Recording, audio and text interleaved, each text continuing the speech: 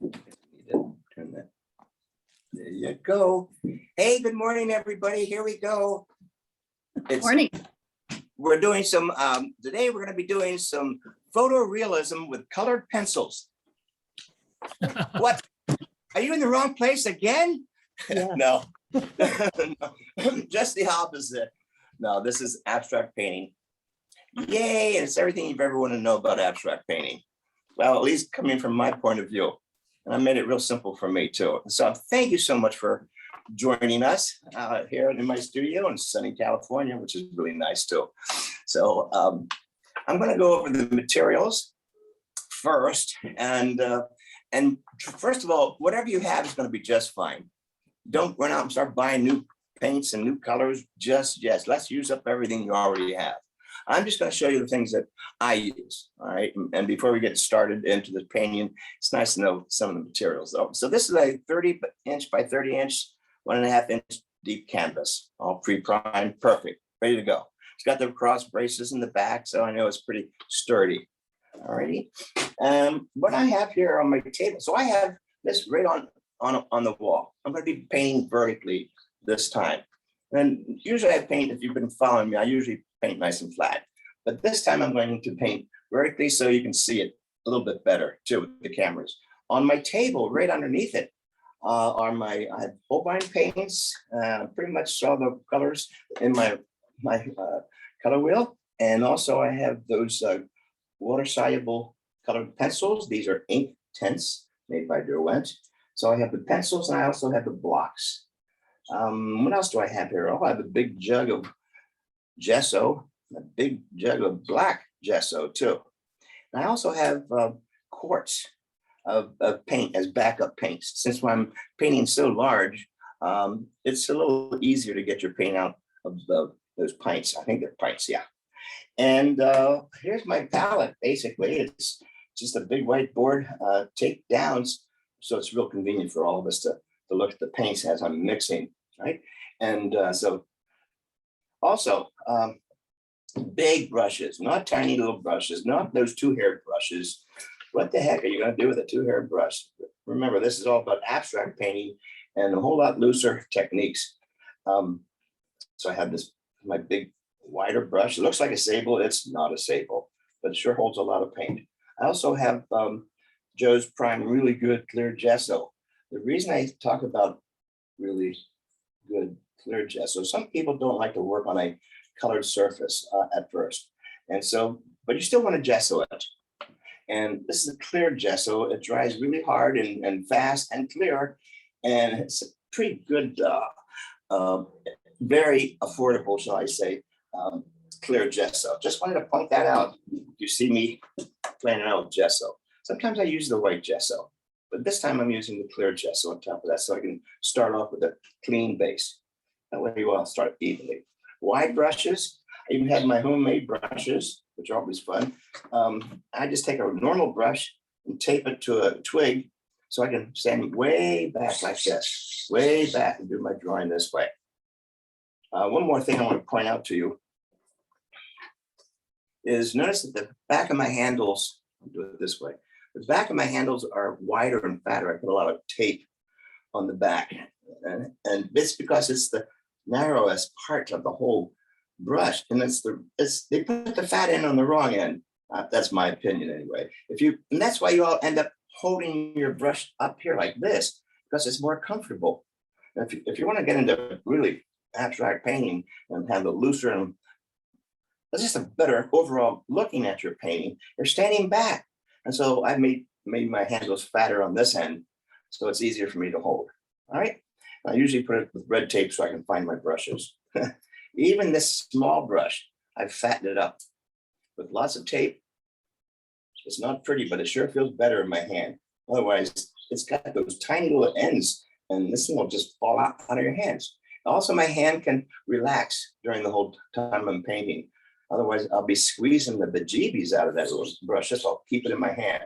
So it's a whole lot easier. I used to design tools for the handicap. So it's one of the secrets there is that you want to make it easier. And I'm sure a lot of you people know about that. Easier for people to hold. So I rearranged all my brushes to be fatter. All righty. I think, and this is my palette here. My palette, you know, I use a plastic sheet, and it's 4 mil thick, 4 mil thick. Not shower curtains, not picnic table sheets, and not a painter's drop cloth. This is a 4 mil thick plastic, clear plastic you get at the hardware store, because I do all my mixing here. I don't do my mixing in tiny little ice trays and those kinds of things. So this is where I do all my mixing. It's a great way to stay loose. You do all the mixing on the palette, not on the canvas. It'll turn into mud. So the trick here is to not keep touching the paint. The more you touch paint, the duller it gets. So paint will be the brightest it's ever going to be when it comes right out of the tube, right out of the tube. So the trick here is not to keep stirring it all up, because you know what it's going to turn into. So I get in, get out, get in, get out, in, out, in, out. All right, so I don't do a whole lot of scrumbling. And I do like to draw back into my canvases too, even when it's all wet. So I'll do that with those colored pencils. Guess where we live? Gosh. We forgot to tell the horses we're recording. All right, so that's pretty much that. We can go back to here so I can talk about what abstract painting is. Yeah, we have a small farm. Chickens and horses and things. Okay, so we're in the ceiling, Kate. Let's see. Yeah, I'm okay, sorry. got it. Terry There we can go. take me off the Okay, good. parade there. I'm gonna, That's great. there we go. Well, welcome back again, everybody. So wear your loosest clothing. Yeah, we're going to be throwing some paint around. Remove everything else out of the way. You know, some artists like to paint with a whole lot of stuff around them. All their brushes they've ever bought, and little coffee cans, and all over the place. I mean, you get claustrophobic after a while. So by keeping less stuff around you, I found, for me anyway, it's a lot more free. And I don't have to be worried about ruining anything. So that's another thing I like to talk about. So that's the studio setup.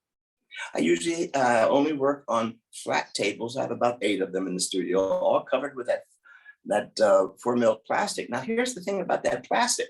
So I'm doing all my mixing on the plastic, and in about 4 or 5 days, all that paint peels off, just like sunburn.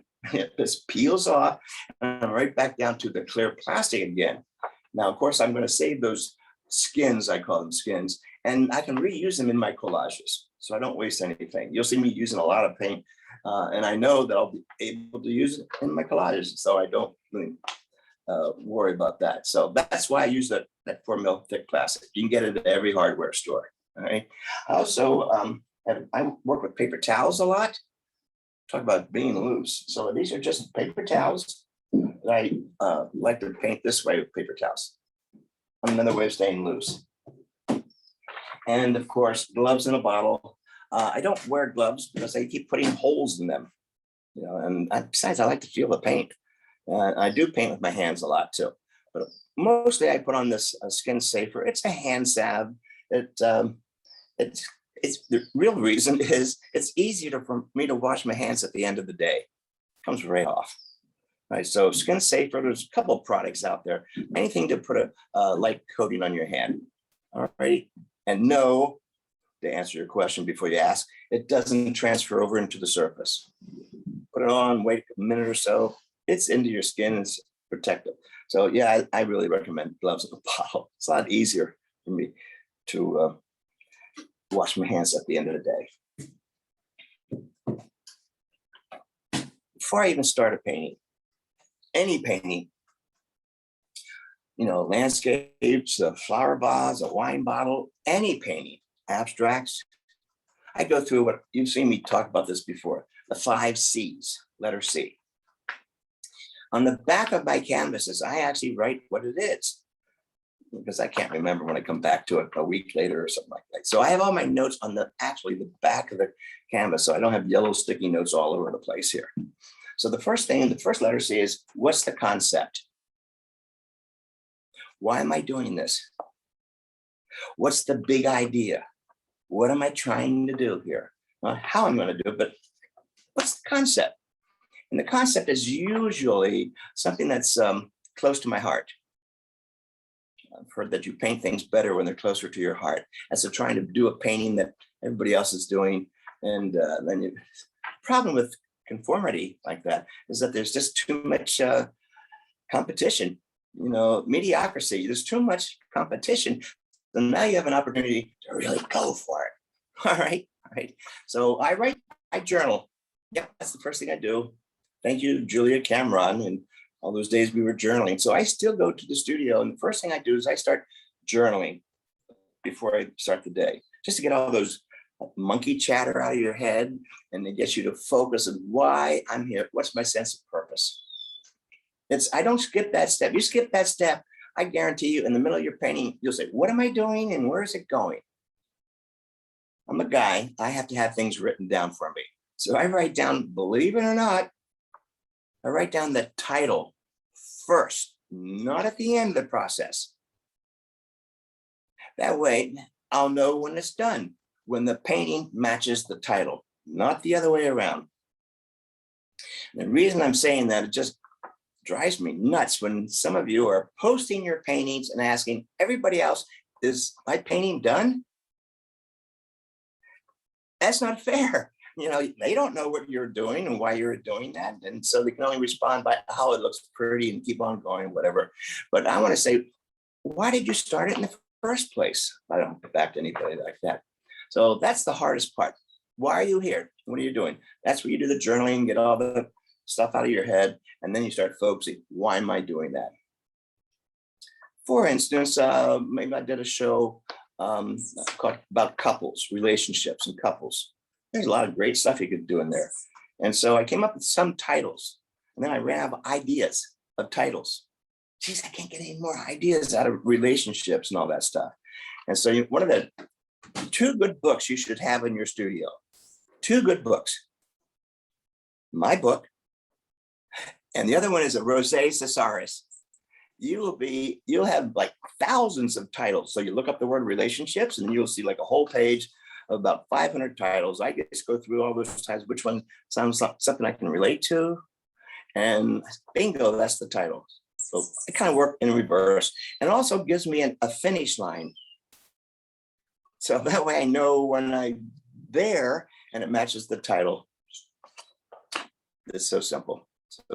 And then the painting's done. I don't post my paintings or ask Kate or anybody else, is my painting done?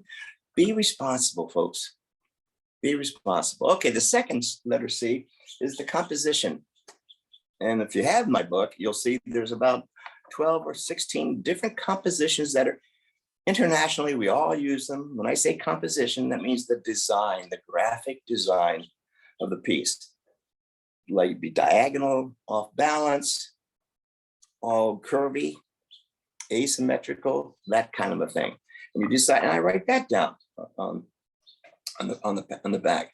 The next one, the color. I know we love color, and I know you all have the standard color wheel, and I know you don't follow it, but you've got it hiding somewhere in your studio. Get that color wheel up on the wall, whether it's my color wheel or the international color wheel, the standard color wheel. But follow it, because you're focusing on your creativity. You don't want to get into cerebralness about where's my red and what kind of red and things like that. So this is like my cheat sheet. I just spin my wheels around like that. And I said, okay, that's the color I'm going to be using today. Maybe it'll be something like this. There we go. Something like that. Yeah. So it looks like I'm going to be using mostly blue. There we go. I'm going to be using mostly blue today over the whole canvas. I'll get back to that in a minute. So I only get out those colors. I don't get out all my colors because it'll be too tempting to go, oh, let's use this color over here. Well, this will be fun. Let's try this. That's when the painting really starts to fall apart. It works for me. Then you continue that. You don't do one painting. This is what makes everyone so afraid. Oh boy, this better be the exact final stroke. But I actually do 6 paintings at a time. 6 paintings at a time. So while one's drying, I go to the next one and keep on. You continue on the same theme. But when you know you only have one chance, you'll just like, this better be it. But when you know you have 5 more times to try it, yay, yeah, I've discovered that's a great way to loosen up.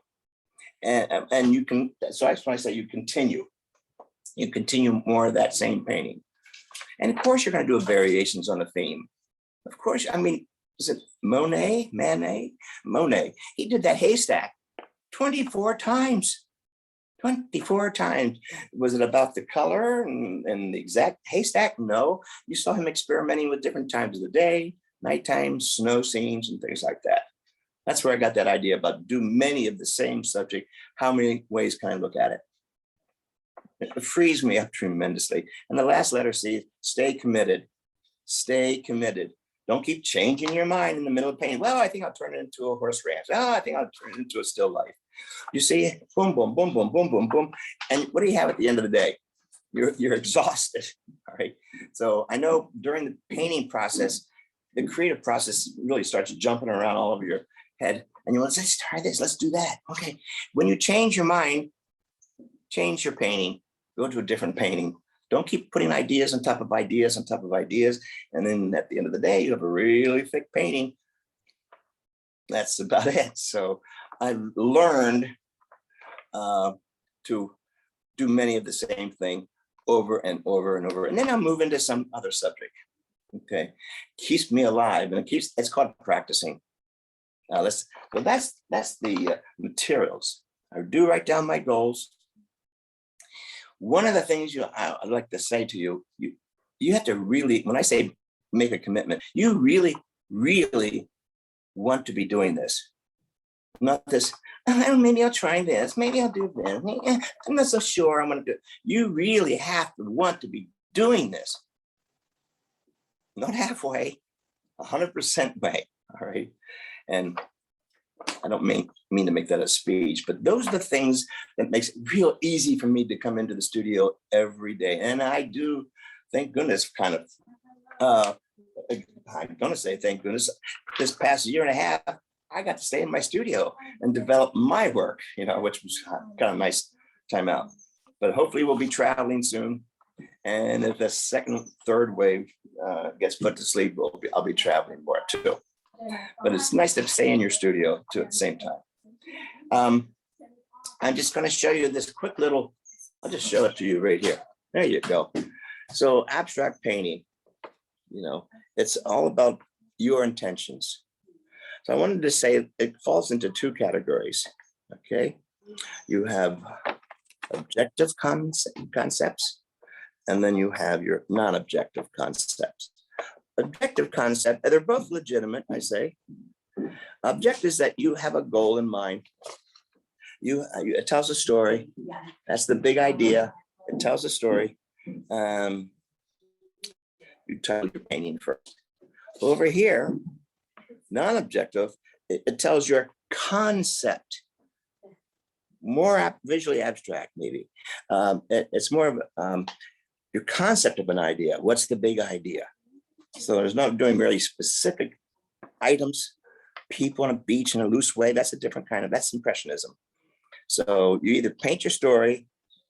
It doesn't matter how you communicate, by the way. It doesn't matter how you communicate. It just matters that you do. So there are some abstract painters who don't follow this. And they'll say, oh, I'm just so intuitive. Well, I like to say, make a commitment. And they keep painting until it looks fun and new and interesting. And what are people going to say? Well, that's interesting.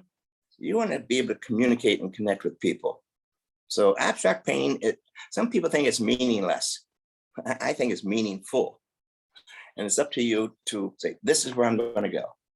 Now, you don't always have to do abstract paintings. I go all over things that are more realistic, things that you can recognize, sunsets, vases, bowls of fruit. I still do those things. So I don't go crazy, quite frankly, to make sure that I'm okay. And I go right back into my abstracts. And I've been doing large ones too, 7 foot by 7 foot on paper pieces. I had imported from Japan, the largest handmade paper from Japan. And I do a lot of drawings and paintings on those. I have a show already in the museum, which is pretty nice. So stay focused on your title. In fact, I write it on the walls. One more, and on the back of the canvas at the same time. If you're working on paper, and you know, you've heard me talk about it, I really like real good paper because the better paper won't buckle on you like some of those other ones that you find in other art stores. I do like Fabriano very much, Artistico, and then I discovered Cheap Joe's Kilimanjaro. When I was there teaching one day at the workshop, I saw the word Kilimanjaro, and it's like half price of whatever. And again, the price was right. Joe was kind enough, said, Bob, take a sheet and try it. I can't tell the difference between Fabriano, Artistico, and the Cheap Joe's Kilimanjaro. I'm not trying to be a salesman here. I'm just letting you know I've saved a whole lot of money because I do a lot of paintings on watercolor paper too. 300-pound cold press, my favorite. All right. Sometimes if I don't want the paint to soak into the paper, I will use that bottle I just had here, the clear gesso from Cheap Joe's. That was a nice surprise. I got it in one of my packages, and I said, well, I'll try this. You know, pretty nice. It's clear. Another nice thing is that after you do a painting, maybe you want to do some more things to it. Put that clear gesso on it. You won't change the color of that painting, but now you have like a seal and you can start doing other kinds of things to it, especially if you're doing collage work. We're going to do a little bit of collage too on the second day, I think. We don't have that much time to do everything in the first 3 hours here. Okay, can they ask questions or anything like that? But if you want them to, sure. Can they go on? You can run that by Terry if Yeah. you wish. They can put it in the chat or they can ask you questions, but there's such a large group. It would probably be best if they ran it through Terry. Yeah, okay, so I'm inviting you. If there's any question or anything I'm doing or saying, and you're not interrupting me, But they can put it in the chat. put it in the chat and I'll get it up and either Kate or Terry will read it to me, okay? So I'm inviting you to ask me questions. You're not interrupting me. That's the whole idea of these workshops, you know? So I do miss the live ones, but this is the next best thing. We still get to be with painters from all over the world, which is pretty cool too. All right, can you imagine that? So that's the benefit of that. All right. Big brushes, I told you about big brushes, and I only put on the palette the colors that are going to serve me. All right, so you can, I guess they can paint along, can't they? But or watch. Well, it's a workshop. Oh, it's a so workshop, They okay. should paint along. There And you you're going to be giving them assignments. So Yeah. here's my first assignment. You know, it's just to loosen up. I'm not giving you a theme. I'm not giving you a title, but I want you to get used by stretching your arms. You know, do the whole shoulder roll, that whole thing, do the twisties, and all that stuff. And so I'm just going to play. And it might develop into something. So I do allow this first kind of painting that I do in the morning just to stretch out in the creative world and not to be so responsible for everything I'm painting. It's called loosening up anyway. Hey, it's abstract, so I don't have to worry about trying to make something look like something. It's more about a freedom thing. So the first thing I do is I put a tone over the whole canvas. And that's the basic, it's the dominant color. All right, and so that's what I'm going to be doing. And hopefully you can see it here, but mostly all the action is going to go right over here. All right, gloves in the bottle first. Great stuff, great stuff. Or again, any of those products. Skin Safer is another excellent one made by a company called Marvelous Marianne. Great name for a company, huh? It's a great product, by the way. It's called Skin Safer. All right. All right. There we go. All over the place. I'm ready to go. So dominant color, it says here, according to my color wheel. I'm not going to be pushing the color wheel, but I use this all the time.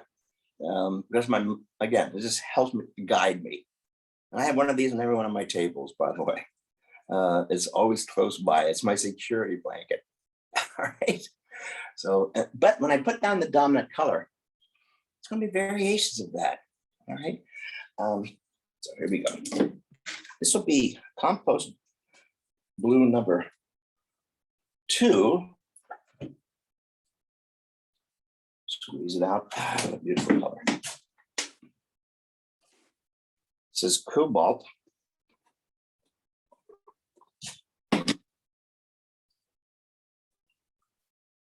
Now I have two different kinds of blues on my table. Again, I like choices.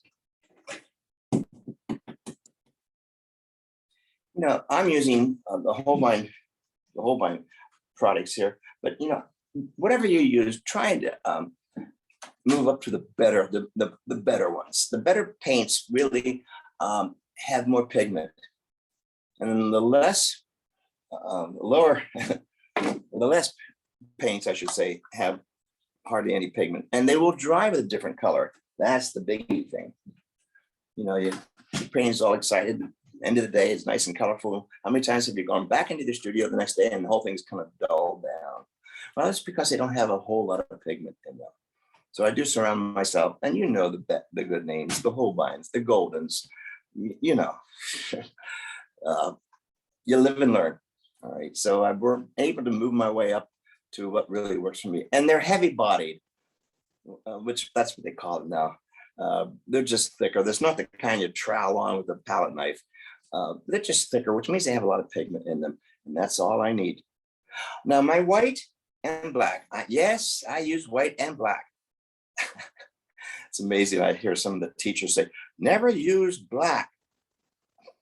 I said, why not? They sell it. Why not? And I've heard them about the titanium. Never use white. Why not? They sell it. So I'm going to use it. I use it to my advantage. All right. What else do I want to save my way? That's pretty much it. I always make sure I have a little bit of black somewhere on my palette.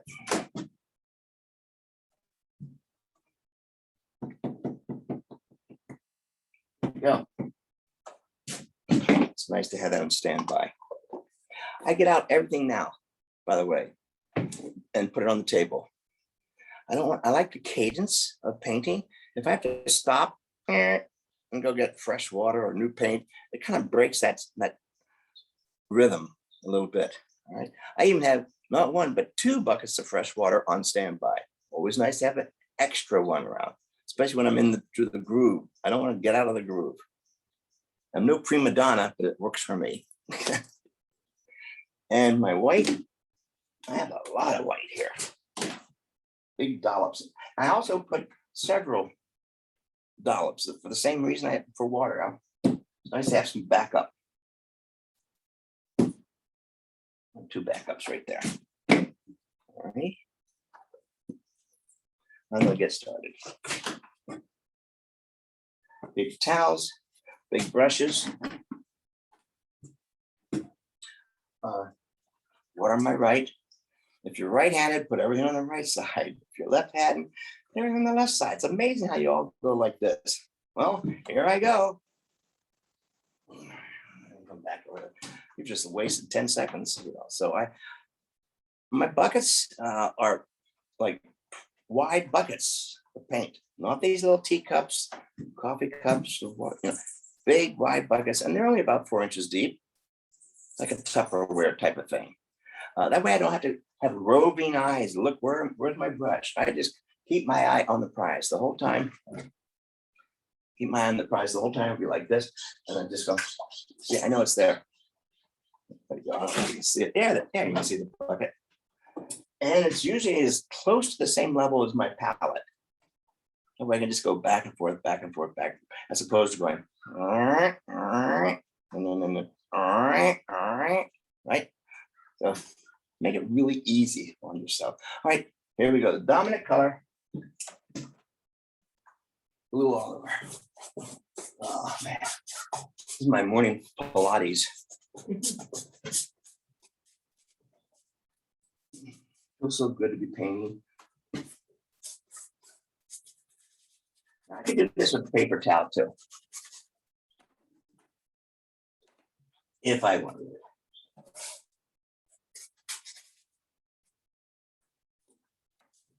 As I said, this is just me in the middle, starting the day. I don't have a theme yet. My other one, I'll have themes. You see how I call this. Right now, I'm the kid in the sandbox. I'm just playing. And so that's what that part's all about. So don't deny yourself this kind of play.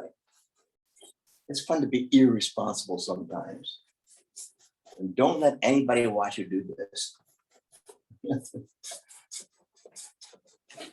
In fact, no one's allowed in the studio when I'm painting. No. You're painting your studio. By the way, wherever you paint, call it your studio. If it's in the laundry room, it's your studio. If it's in the garage, then I'm going to go park my car in my studio. It sends a really strong message. If you have to share your garage and your studio, here's what I'm going to suggest. It's amazing how people want to see what you're doing. Here's what you do. If you have a car on the outside, you know what's going to happen.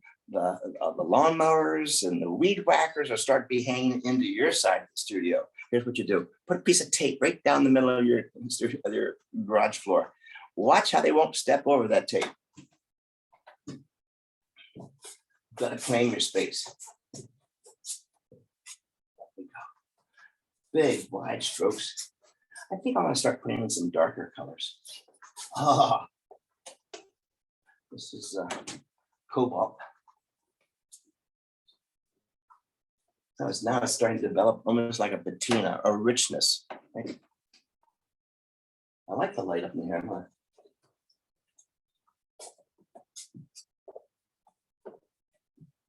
Like I said, sometimes I'll just use a big paper towel and put it on too.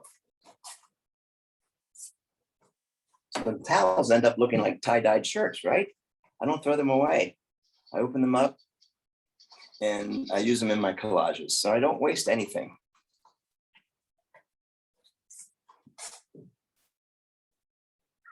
Right now I'm just falling in love with this blue.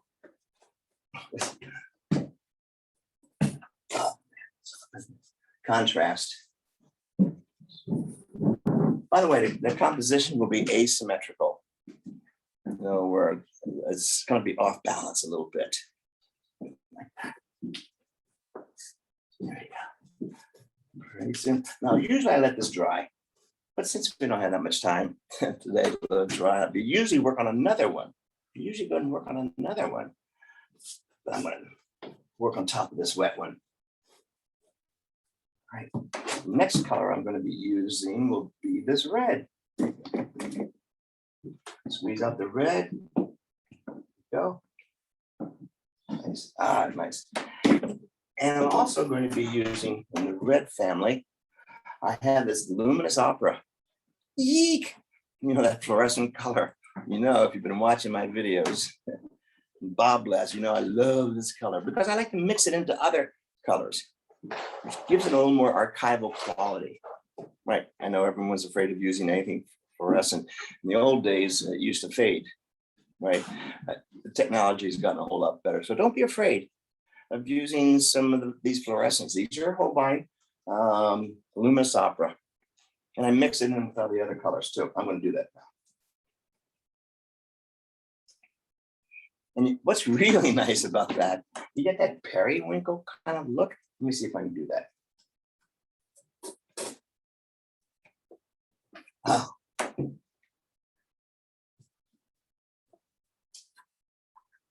Make it pretty obvious there. There we go. And when you're painting on a large piece, remember to paint all over. Don't stay in one place too long, because that's when you start to tickle it to death. Tickle, tickle, tickle, tickle. No, come on, get that exercise, get that arm stretched. Boy, this is getting richer and richer. Wow, I kind of like what happened up in here. You all like those happy accents. Just be awake when they happen. So you're always looking for the new. I am anyway. I don't paint what I painted last week. That was last week. I keep going back. So this is where I'm giving myself permission, and I do give myself permission to try new things. Kind of try new things. Still nice and wet. I don't use extenders in my paints. I just paint faster, these things people add to their paints to dry quicker, and or stay wet for a longer time if you're painting in the desert and things dry too fast. They'll put these speed up the drying or slow the drying things in their paints. I just paint faster.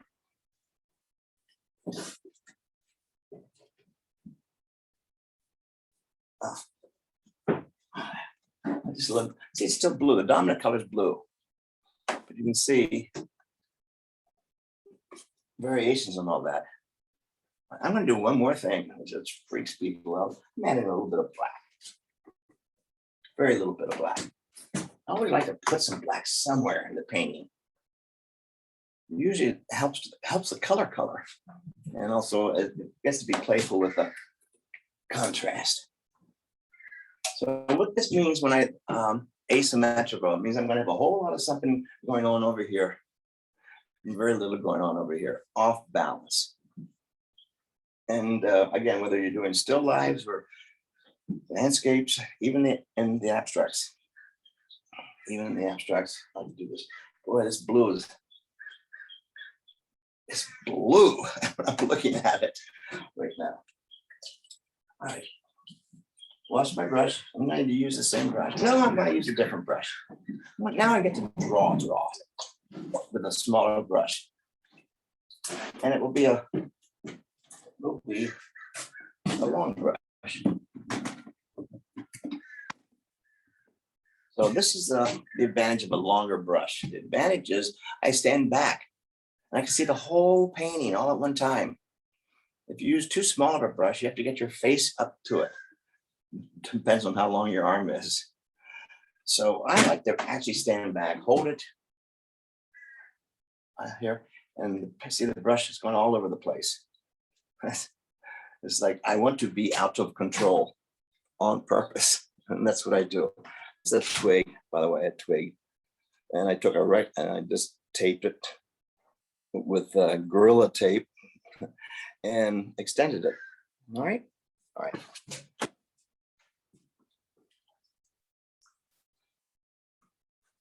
Will be red. Start off with red. Nice and wet, really wet.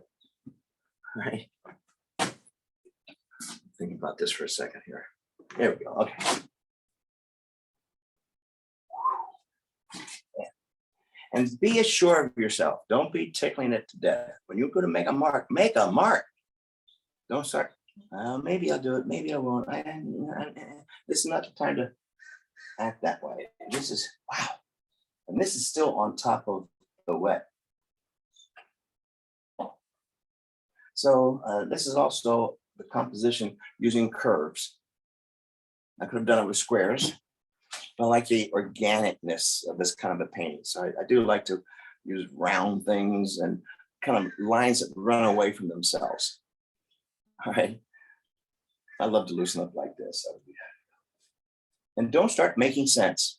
When you start making sense, that whole thing starts to, So I like to paint this way to see what else I can do and surprise people. So this is more of a concept of an idea. It's not painting an actual object. So this is really abstract, as we pointed out to you, non-objective. It's non-intuitive, but it's non-objective. And I'm not standing back, by the way, when I do this. And use lots of paint. Don't tickle it to death. I'm putting a lot of paint on here. You see, it's so good to be out of control like that. It feels good. Now, this is the pyro red. It can be any kind of a red.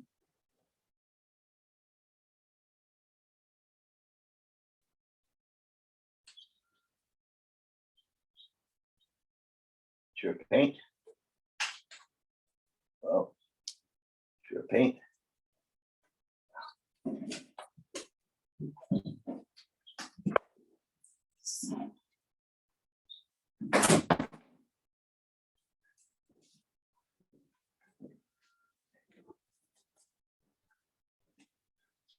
I like the echo of paint all over the whole place. not necessarily in one place. All right, I'm gonna clean my brush again. Now you see on my color wheel, so I start off with this color. Across, it says the focal point color. Yep, it is. Now the other two colors I'm going to be using are the two spice colors. Right out of my color wheel. And the two spice colors are, the whole idea of a spice color is to augment and draw more attention to the focal point. Like, look over here, everybody. I'll jump up and down. I'm going to use the color yellow.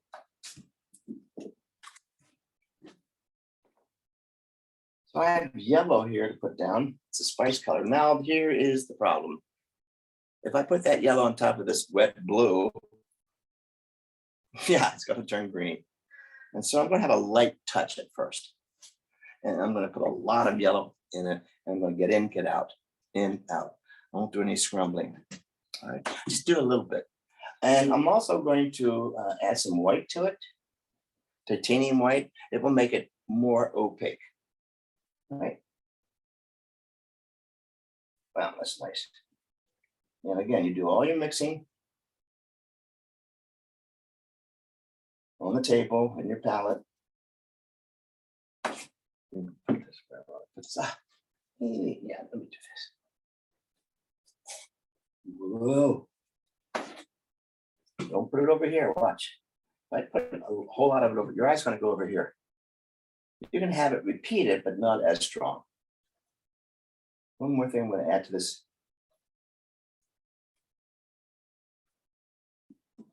Yellow is adding some, my opera, the pink, the really, oh geez. This is really just plain on it. Oh, I like this. Oh, it's starting to get organic.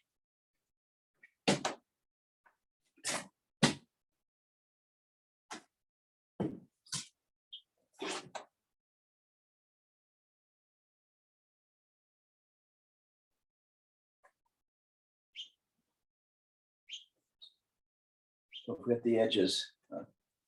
Don't draw too much attention to the edge. It'll just draw the viewer's eye right off the painting. I like to counteract. Oh man, I'm even gonna come back in with some black. It makes these colors jump even more. Even more contrast. Not a lot of black, just a little bit to go, whoa. Just a little bit. Getting too close to it. Stand back.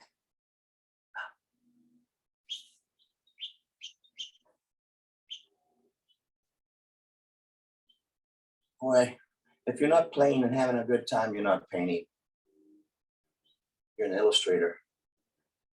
Nothing wrong with that, but that's not what I'm doing here, right? And yeah, I do make sure I'm having a great time.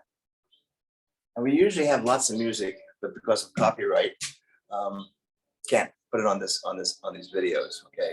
But in my studio, I crank it up, big speakers, it's fantastic. Put on a Pandora, no commercials. I've got great music all day long. Rumor has it I dance sometimes in my studio. Not a pretty sight, and that's why nobody's allowed in my studio. Bob, you have a couple of questions. Good, let's do that. The first one is what size and shape, what shape and size brush is the one with the twig at it? All right.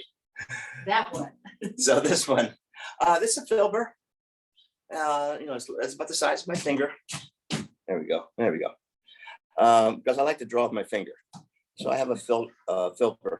That's the designer, but and it's pretty much the same. On twig. Is that the answer? Was that the question? Yeah, they wanted to know what shape and size brush. Well, here's the problem. If I said a number 4, and then you're going to look at a, here's the problem. A number 4. This is a number 4, and this is a number 4. Depends on the manufacturer. I've not found any standardization. They do anything to confuse us. And so what I like to do, quite frankly, is to select my brushes when I'm in front of a nice display. When I'm at Cheap Joe's in Boone, North Carolina, obviously I go right to the store and I stand in the front and I feel all those brushes. And if they feel right, I'm going to get it. So I like the question because everybody asks, geez, what size? It's like a camera. Wow, I like your photographs. What kind of camera did you use? And we all know the answer to that one, of course. It has to do with the eye of the creative person too. So I don't like to give out numbers because it doesn't mean anything to me. Besides, this has so much paint on them, I don't even know what numbers they are anymore. So I suggest either going to a good art store and stand in front of that whole display. Now, here's one more thing. Cheap Joe's has the greatest one-page explanation of all the designs and the filaments and the hair of all the different kinds of brushes. A great page that explains everything about brushes. It's the best, one-page course I've ever seen. I usually send my students, says, go to that Cheap Joe's catalog and look at that one page of all the different kinds of brush designs and what they're used for. It's well done, well documented. So it's a lot easier to have people go to that page. And then you have a second question. It is more color wheel related. The question is, what does he mean by spice colors and how does he choose them? Okay. I didn't know I was going to get into the color wheel. May as well. Good question. Should I get into that a little bit? You know what I'll do, folks, is while Bob is talking about this, I will send you a color wheel handout. Oh, good. So it might be a little easier for you to see what he's doing with that. All right. Thanks, Kate. Really nice to have her here. And you can have it, you'll be able to print it out probably for tomorrow. Oh, great. All right. There is the standard color wheel. It has 12 colors. Someone has figured this whole thing out for us. And if you use very specific color combinations, it increases your chance of it being a good painting. There's your lesson right there. Here are your different selections you can choose from. The first one is monochromatic. You decide this again, excuse me, before you paint. Monochromatic basically is one color plus black and white. I love doing those because it can't get muddy, can't mess it all up. All right. And I highly suggest you try one of each color, black and white and that color, and do this kind of stuff. That's monochromatic. The next one is the standard ones, two across each other, complementary, red, green, purple, orange, that kind of a thing, plus black and white. And you only use those colors. All right. And it can be variations of those colors, by the way, and variations of black, variations of that dominant color. The next one would be analogous. Analogous means 4 colors all touching each other on that color wheel. It holds together pretty nicely. All right. And the other one we have, of course, is the triadic, 3 colors. And you can start anywhere. Just start, put your finger, okay, I want to start with that one. Then you count 4. 1, 2, 3, 4. It's that color. 1, 2, 3, 4. And that's that color. 1, 2, 3. And you're right back to the beginning again. It's called triadic, 3 colors. And that's when I'll put out like 2 or 3 different kinds of yellows, 2 or 3 different kinds of blues, 2 or 3 different kinds of reds. Again, I like choices, don't you? That way it won't be so monotonous kind of a thing. It has a little, look at all the different variations of blue I have in here. That was the same blue. I just tried another blue on top of that one.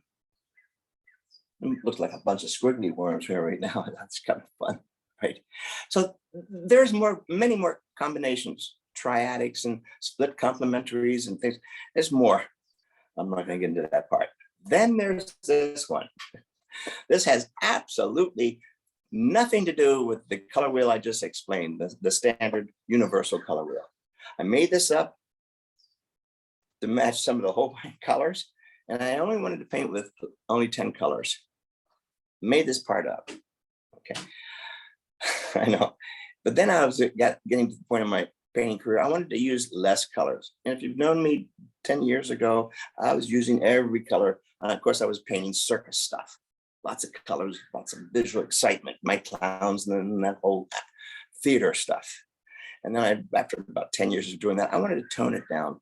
So I decided I wanted to use 4 colors. And the way I choose that was almost like this little baseball diamond. So I'm going to come really close. So one color is dominant. That's number one. That's what I just got finished putting all over the canvas. Now the color across from it is not the complementary color. So I don't even use the same words. This is your focal point color, number two. And you saw me put in the focal point. Now the two spice colors, notice that this pointer and this point are really close to this one. It's not equal. So I call these my spice colors. And I just put a little bit of that and a little bit of that near the focal point. And then variations of that. So it's a pretty easy one to understand. And that's why I have one of these everywhere in my studio, on every table. And I figured that out first. This is what I'm going to use. And these are the only four colors that I put out on my table, plus black and white. I hope I was able to not bore you with that explanation, but that's how I work. That's how I work. Let me get a tack and put it back up.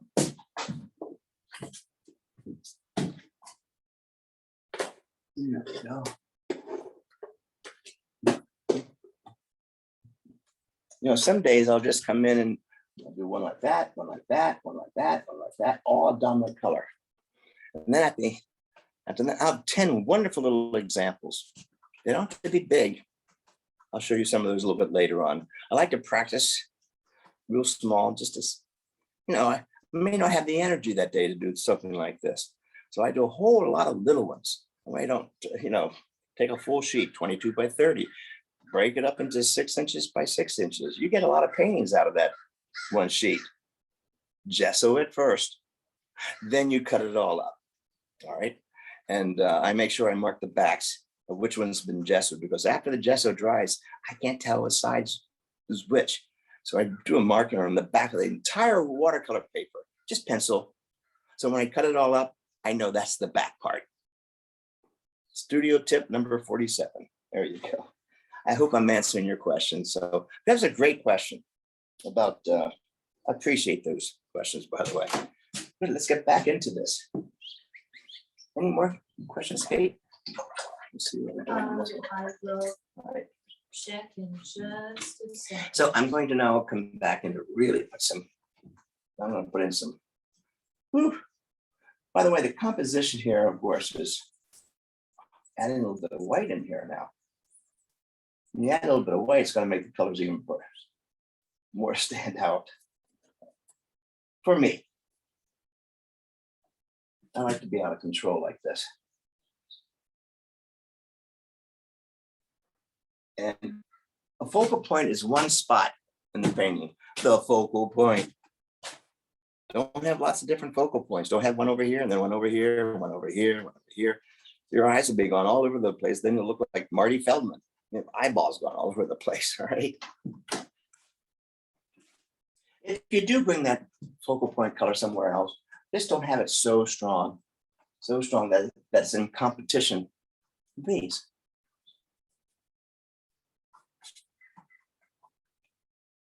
Of course, another way of making the focal point more focal point, make pieces even bigger, make some of that stuff even bigger. Are we using the back camera? Does anybody see me think this way? Is my head in the way? I don't know.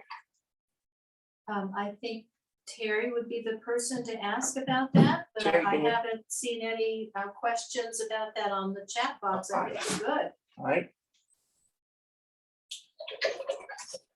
Oh. Coming back and toning this down a little bit.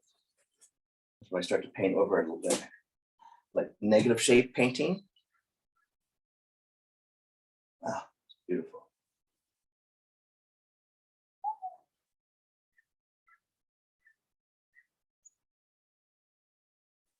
And a darker version of the blue. It doesn't always have to be black.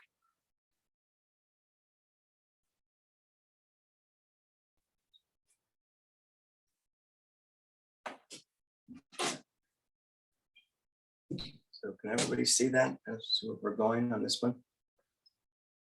Now, one of the nice things about an iPad or an iPhone is at any point in time, it's kind of important. You want to see how it's coming along. Please don't post it and ask somebody else's opinion when you're in the middle of a painting, all right? You're the mad scientist, all right? You're the closest one to this. So be the mad scientist. I don't know where this is all going to be going, but I'm going to continue on, give it about a minute or so to draw even more and move somewhere else. Move somewhere else on this. I want this to be like a magic painting of jelly beans, or strings of, colorful spaghetti and things that I think I'd like to have around me. Paintings I would like to have in my own home. I try and visualize what this would look like in maybe a contemporary home. I mean, it's that whole move it forward in your mind. Not that I'm painting for anybody, but more of a feeling. Remember about the abstract non-objective? It's more about the idea of a feeling, a story that you feel good about. You're not trying to make two figures together, that kind of thing. All right. So this is that painting that I give myself permission to goof around with at first. Now I'm all excited. I don't usually talk during the day. And now I'm all excited. Lucky me. And I get to kind of really pay attention to what I'm doing. So I'm going to wash my brush out because I can. I have two buckets here, always one for me. And then there's my working bucket. Now, I'll tell you, I don't use hair dryers. I know a lot of painters like to use hair dryers. I don't. First of all, I hate the sound. Sounds like I'm in a beauty parlor. Especially watercolors, they love to use that hair dryer. Boy, you want to talk about stunting your creativity. You said, now I go plug in my hair dryer. Rembrandt didn't use one. Matisse didn't use one. Willem de Kooning didn't use one. So Willem de Kooning, what he did, if you saw some of his photographs, he actually took newspapers and made prints, which is pretty cool. And then he took that printed wet newspaper and started another canvas. If you've ever seen photographs of Willem de Kooning in his nice studio, big studio. All right. These are not original ideas. I got all my ideas from the masters. That long brush, you've seen that famous photograph of Henri Matisse, not doing very well health-wise. He's in bed. They moved the bed into the living room, put big giant canvases on the wall, giant canvases. And there he is with a 10-foot stick with a brush on the end of it. I said, holy cow, what a great way to loosen up. So I remember running out and ripping branches off the tree and attaching my brushes. I use black electrician's tape, electrical tape, because it doesn't unravel when it gets wet. If you use some of the other tapes, it like wet starts to unravel, right? So that's how I do that part. I like where it's all coming together, by the way, but let me get back. I'm sorry, I digress. Photograph your painting at any stage with an iPad, iPhone. It makes it a little bit smaller. And it's like you standing back. You'll see everything what's right, what's wrong, or what it needs, and or what to wipe away. Just because I put paint on doesn't mean it has to stay there. I love wiping it away. It leaves kind of a patina look to it sometimes. This one, I want it to be all hard edge. This is going to be all hard edge. And there are days that I'll just say I'm going to do very soft paintings, very happy, calm paintings. And that way I can do the same colors, but I will use, if you've done the grayscale, I'm not going to force you to do the grayscale. They make you do that in your freshman year. We hated them. Color comes out of the tube. It's the strongest it's ever going to be. Even the yellow will be the strongest it's ever going to be. And then you add a little bit of, and so we give it on a grayscale, we give it a value of 10 to 0. 10 being the darkest, 0 being no pigment. So what we've had to do in school was a great basic training. So if I want the painting to be strong in your face, I'm going to use 10 and a 9 and an 8, or a 10, a 5, and a 1. Look at all the contrast you have in there. If I want the painting to be really soft and quiet little walk on the beach, the values will be really close, like a 2, a 3, and a 4. If I wanted the painting to be screaming in your face like a checkerboard, dark light, dark light, dark light, dark light, checkerboard, I'm going to have a 10 next to a 2, a 6 next to a 1. That's the value of a grayscale. It would behoove you if you took a time off, a day off, and make your own grayscale. Do the 10, the 9, and whether you use water or white paint to make it go lighter, doesn't matter. As long as you have a grayscale. I used to make those things for myself and hang them on the wall. Don't hide it. You're teaching yourself how to paint.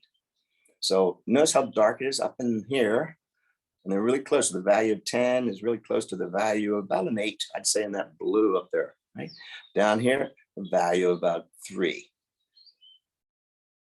So we have a lot of contrast going on over here. Look at the value of that next to that, white. Whoa, there's a lot of contrast there. So we have a 8 and a 9 and a 10 next to a 1 and a 0.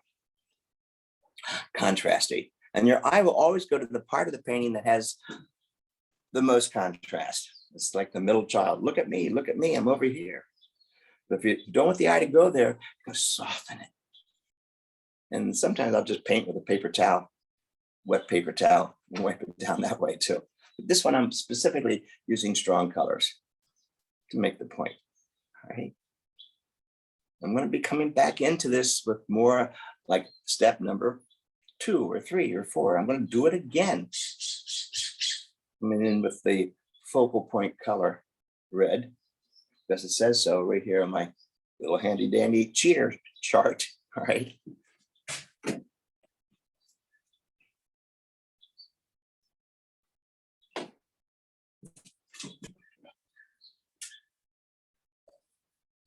See, well, now we're looking down into here.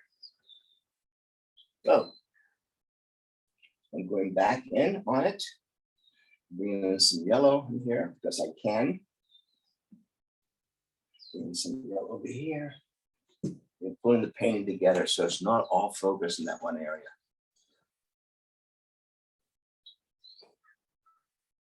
Yes, I'm still using the colors that I used over here, but they're not as pure. Otherwise, your eyes going to go back and forth, back and forth. This is like a boogie woogie.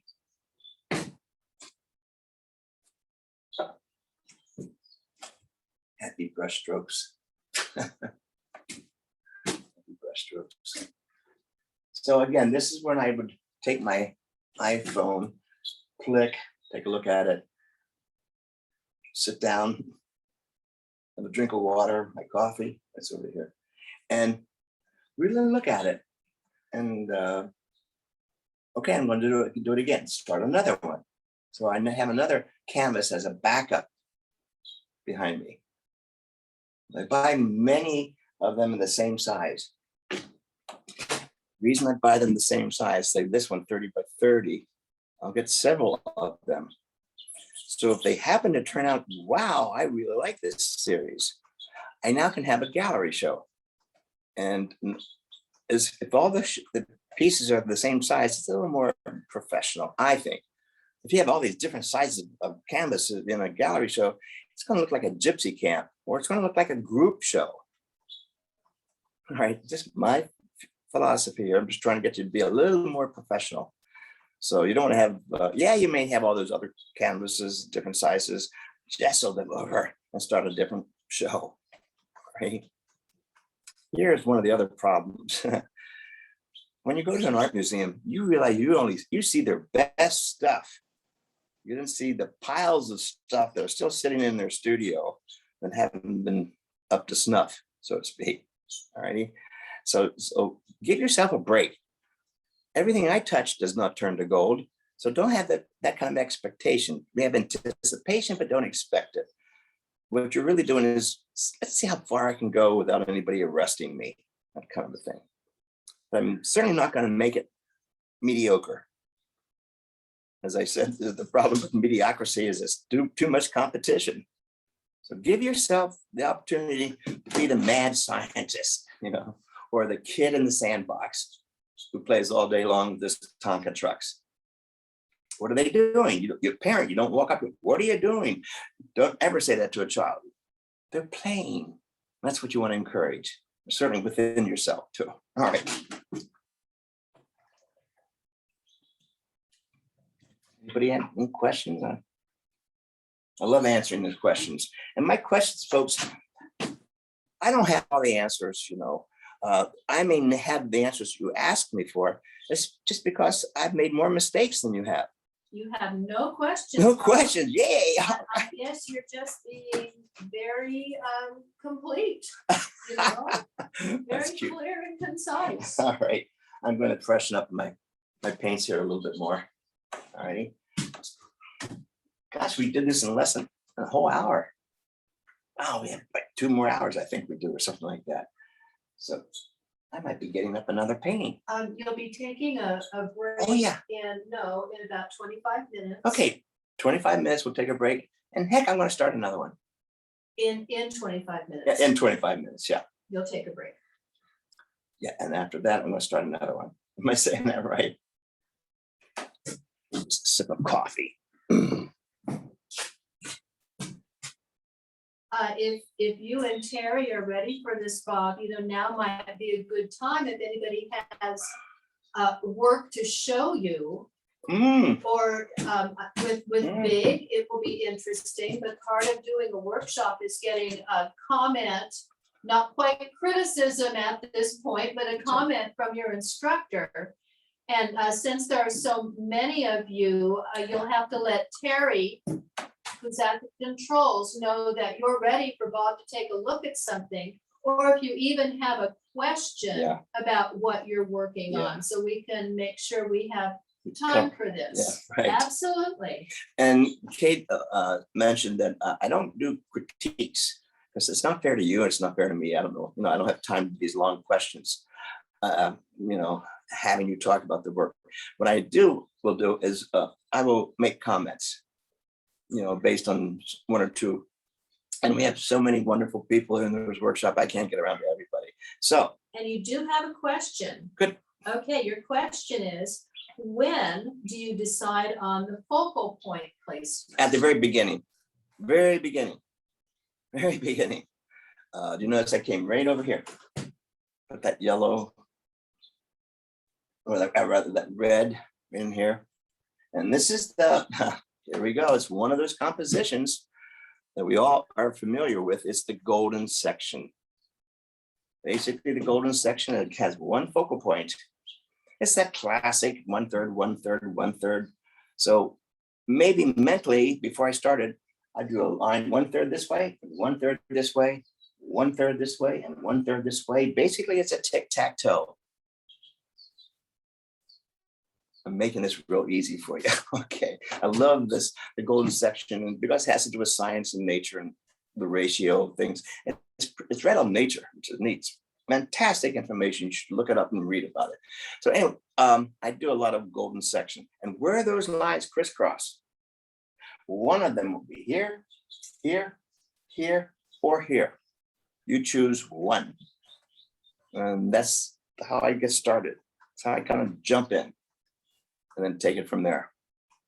That's a good question. Bob, the way we did it last time is people held up their pictures until I get to them.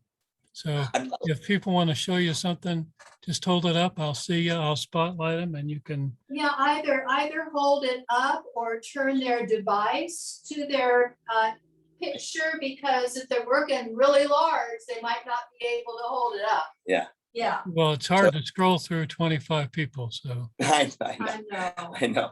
Hey, that's your job. Get it done. Right. No. Well, I'm enjoying it. Or put your name in the chat so Terry can see your name. Oh, that'd be great. Yeah. At any time, folks. Oh, look at this. Oh, look at this. Wow. This is real boogie woogie. This is really nice. Now, when you do this, when you do that painting, first of all, I do love the freedom, love the brush marks. Lola, what's her name there? Lola, I didn't see the name. You have it all over the whole place. You're great freedom. And I'm trying to do the same thing with great freedom, but concentrated in some areas. So I have, again, that painting I just saw, there was no focal point yet. It was somewhat even all over the place. That's my comment to it. So you might want to have one, use the same colors, but concentrate a lot of them in one area. Alrighty. That was good. Anybody else want to show me one, Terry? That was good. Thank you for showing me that, by the way. Wow, this is Kandinsky. He's going nuts. He's visiting your studio. Well, you know, it has almost it has a story appeal to it, doesn't it? I really like that. It's just like there's something going on here and I don't know what it is. And I really like the drawing part very, very much. Boy, you have no fear. You have no fear. I love it. I love it. Do you have a name for it or anything like that? Does anybody have a name? Oh, you have me. Look at that smile on your face. No, I don't have a name. No, I just didn't know if you had one or not. So again, everybody, when you show me a painting, get back, you know, and make sure there's a lot of light on it. And don't move it around like a ballet dancer. Otherwise, I can't follow it. Hold it still. There you go. Thank you very much. I like that. I like that. I like that side which is up. See, I like where all that is on the right hand side. It just has like little features of characters or something like that. And then those little marks on the dark marks on top of the blue on the left hand side. There's like it's like very organic. It's like I'm underwater. That's the flotsam and jetsam flying. I like that very much. It's intriguing because it's mysterious. Don't you? You like it? You like it? Yeah, I think I do. Yeah, no, 99 more. So here's an easel one with painting with her fingers. What's that little dabby finger thing? Now, one thing I was mentioned to, thank you. When you do put a focal point, don't have it so close to the edge. It'll draw the viewer's eye right out. And this artist is Simone. Simone, thank you. So I'd put it down at least 4 inches and then down another 4 inches. You can keep that there, but make sure, over into the right. Again, think of this as 1/3, 1/3, 1/3. You can even draw a pencil line sometimes, that will help you. And where they crisscross, that's where the focal point is. All righty, there you go. See what I'm saying here? They look like two of my people in there. Tunnel vision. Yeah, that's pretty cool. See it, there's your story. That's pretty amazing. Whoa, this is Linda. Hi, Linda.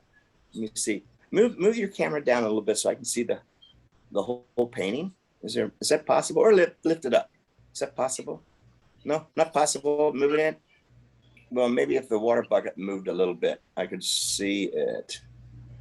I wasn't sharing my painting. I'm not sure why he's spotlighting me. Oh, okay. I think I moved and he thought I was going to show mine. Mine's not that good, so maybe next one. No. Well, listen, we'll make it better. You know, I don't always hit it the first time.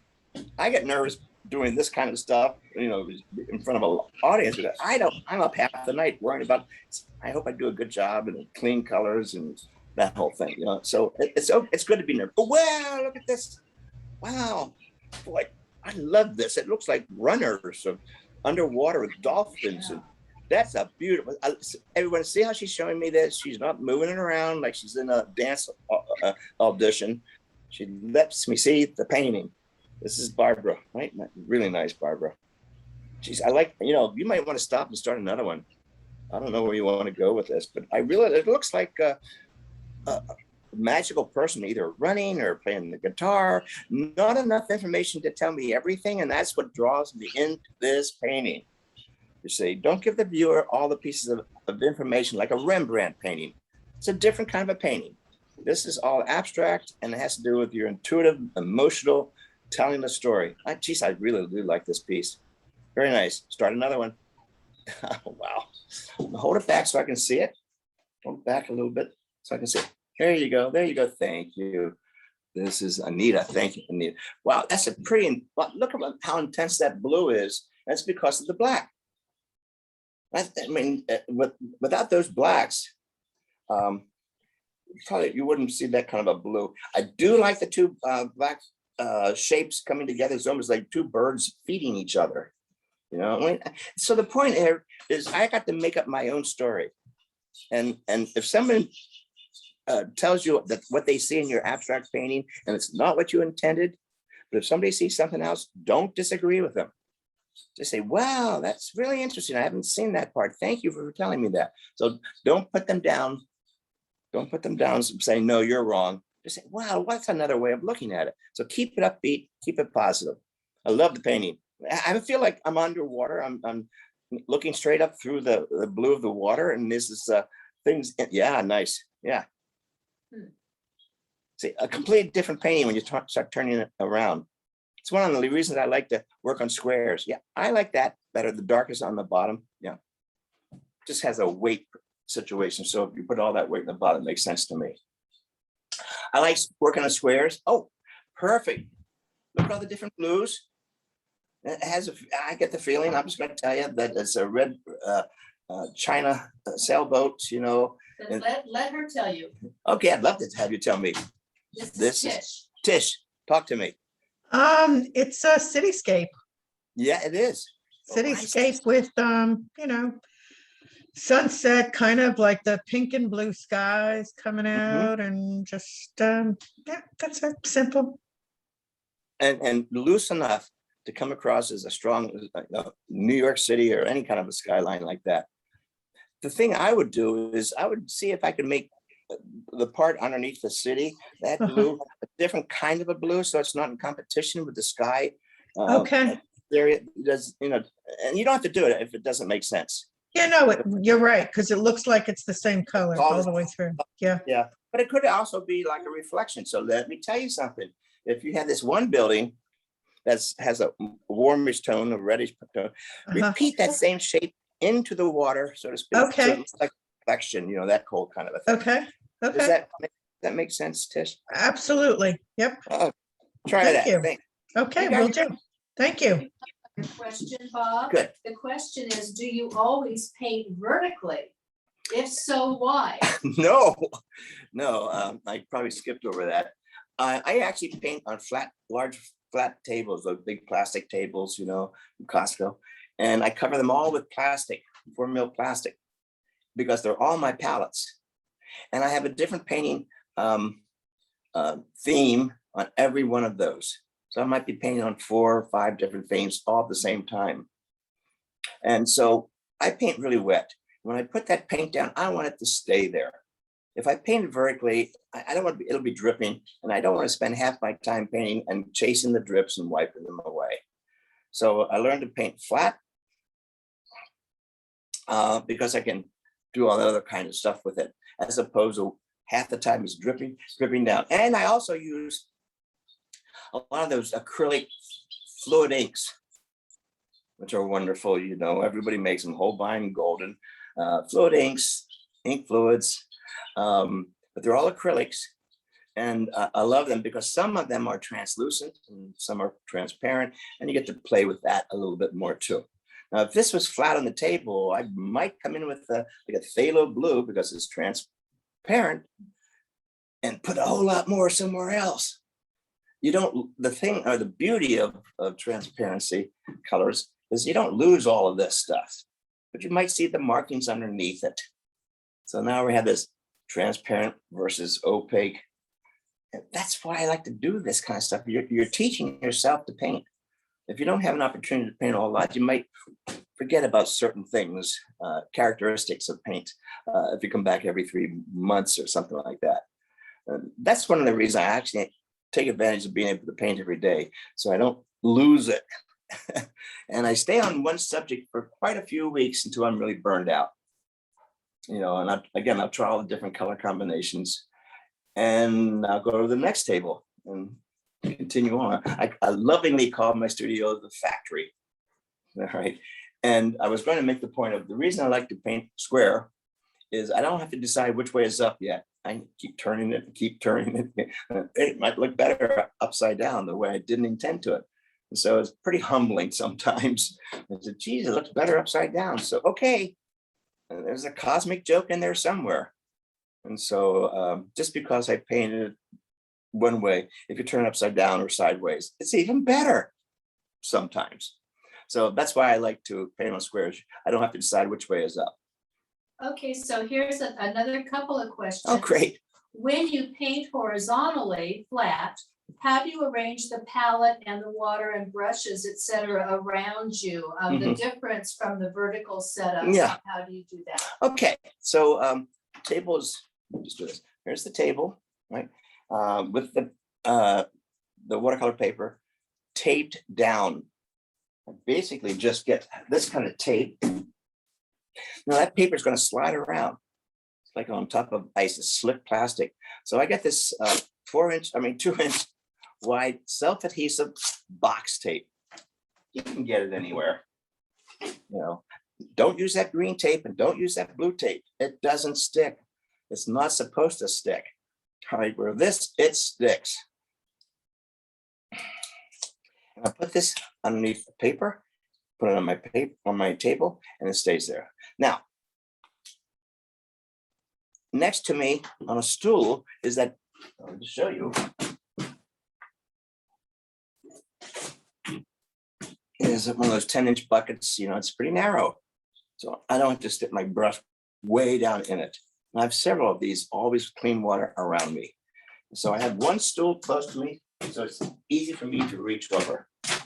And the other clean ones I just have behind me.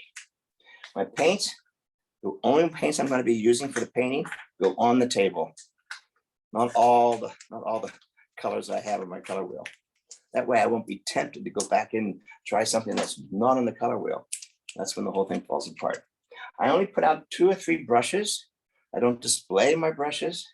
I choose my brushes and I always make sure they're a large one too in there. And then that smaller filbert one, so I can do some drawing. I like to draw so much into my paintings, like you see here. And my water bucket is obviously, I said it, on the same level as my table. So I can go like this back and forth. Paint, clean the brush, paint, clean the brush on the same level. That's a little bit of a prep work. It works out. Once you get going, you get going. So I tape my paper down so it doesn't go sliding around. And There's one more question. I guess When that was you're that the done- answer. When you're done with that one. What was the question? I keep. The question, the one you're not answering right now is what's the different Oh. setup from the vertical to Yeah, the well, it's flat? still pretty much the setup. Normally I would have, this would be my paper here. And I put the colors all along the front, in the front. So I, on the table here, here, here, here. And my paper towels, left hand, I have a pile of them right here in my left hand. So it's easy for me to just do that kind of movement when it's flat. So it's kind of the same system, but only this painting here, the paint would be here on the table. And the colors would be in piles in front of it, so I could just reach easily. I won't turn around and do all this other kind of body twisting stuff. It works for me. So I do love to paint flat primarily. So when I put the paint down, it stays there. So we do have another question. So when you say you work on a theme, Oh, yeah. would they all be asymmetrical or would the theme be color? Since you're doing the non-objective abstract painting, how would you create a theme out of that? That's great. Okay, good question. So first, my theme, I choose something that's close to my heart or something that really pleases me. Let's just say, I'm going to call it the Good Life series. Good Life to me is glasses of wine, bowls of fruit, beautiful fresh picked flowers, ocean scenes on a table. The good life. I'm in the Caribbean, you know, whatever. Little cocktails with little straw and umbrellas in them. Very colorful, kind of a fun thing. Now, so just notice I don't say I'm the painter of just wine bottles or beach scenes. So I usually put an umbrella, and under that umbrella, how many different subjects can I do? There are many other subjects that I like to paint. The circus stuff. You've seen my circus scenes. I love the circus. I did when I was a kid, and I even go to one every year. Kate buys me circus tickets to a real tent circus. And since I've done an awful lot of circus themes, I mean, who's going to buy circus? Well, they're all gone. I was invited a few years ago to the Smithsonian. They had the last erection of a circus tent there, and they were celebrating Circus America. And I was one of 3 artists to come paint under the big top. Oh boy, was it a thrill for me. And I was there in Washington at the Smithsonian. That's right out there in the lawn, that long lawn. They put up the circus tents and the trapezes and stuff like that. I was in heaven because I was doing my paintings. Because I was doing so many circus stuff, I guess people noticed, and I was invited to the Smithsonian. What an incredible honor that was. So see, circus name, it doesn't always have to be the trapeze artists and clowns and things like that. So I have a broad theme and things that are close to me. I've learned that if I paint things that are memorable to me from childhood and anything that's important to me, I paint it better. It's that simple. I paint it better because I'm kind of into it. Don't try and do a painting that you think is going to sell. You'll own it forever. I think I know I'm preaching to the choir here. So I figure you kind of know that stuff. So if you like to do flowers, oh my gosh, do many different kinds of bouquets as you can possibly imagine. Then you get a nice reputation and they do great flower paintings and things like that. But then make them all slightly different color combinations, different kinds of flowers, big ferns, or just a little baby breath. You see, you have great opportunities to have variations on a theme. And no, they don't have to be on the same composition. In fact, that's the thing that I love about painting. Let's see how I can take a vase of flowers and make it exciting. I can either zoom in on it or zoom way back, put it on a table, put the table off of here, that kind of a thing. We have a different kind of lighting coming through. So they all don't have to be the same composition. As a matter, I give myself kind of a warm-up test. I'll try at least 10 different compositions of the same subject. My warm-ups, my small warm-ups. So there you go. Any more? You have a person that would like to show a painting. Good. Terry Loretta would like to show. Oh, good, Terry. Loretta, okay.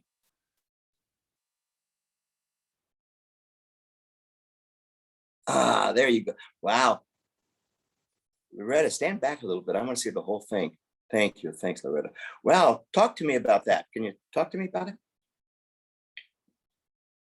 Yeah, unmute. Thanks. I want to step away from just copying stuff, and it was really fun. But one of the people that showed it turned her painting, and I kind of liked it turned, not the way I painted it. It's humbling, huh? Yes. No, but I want to address about copying something, and I'm trying to think what else to say, but it's pretty obvious where the focal point is. I think it's wonderful. It's turbulent, isn't it?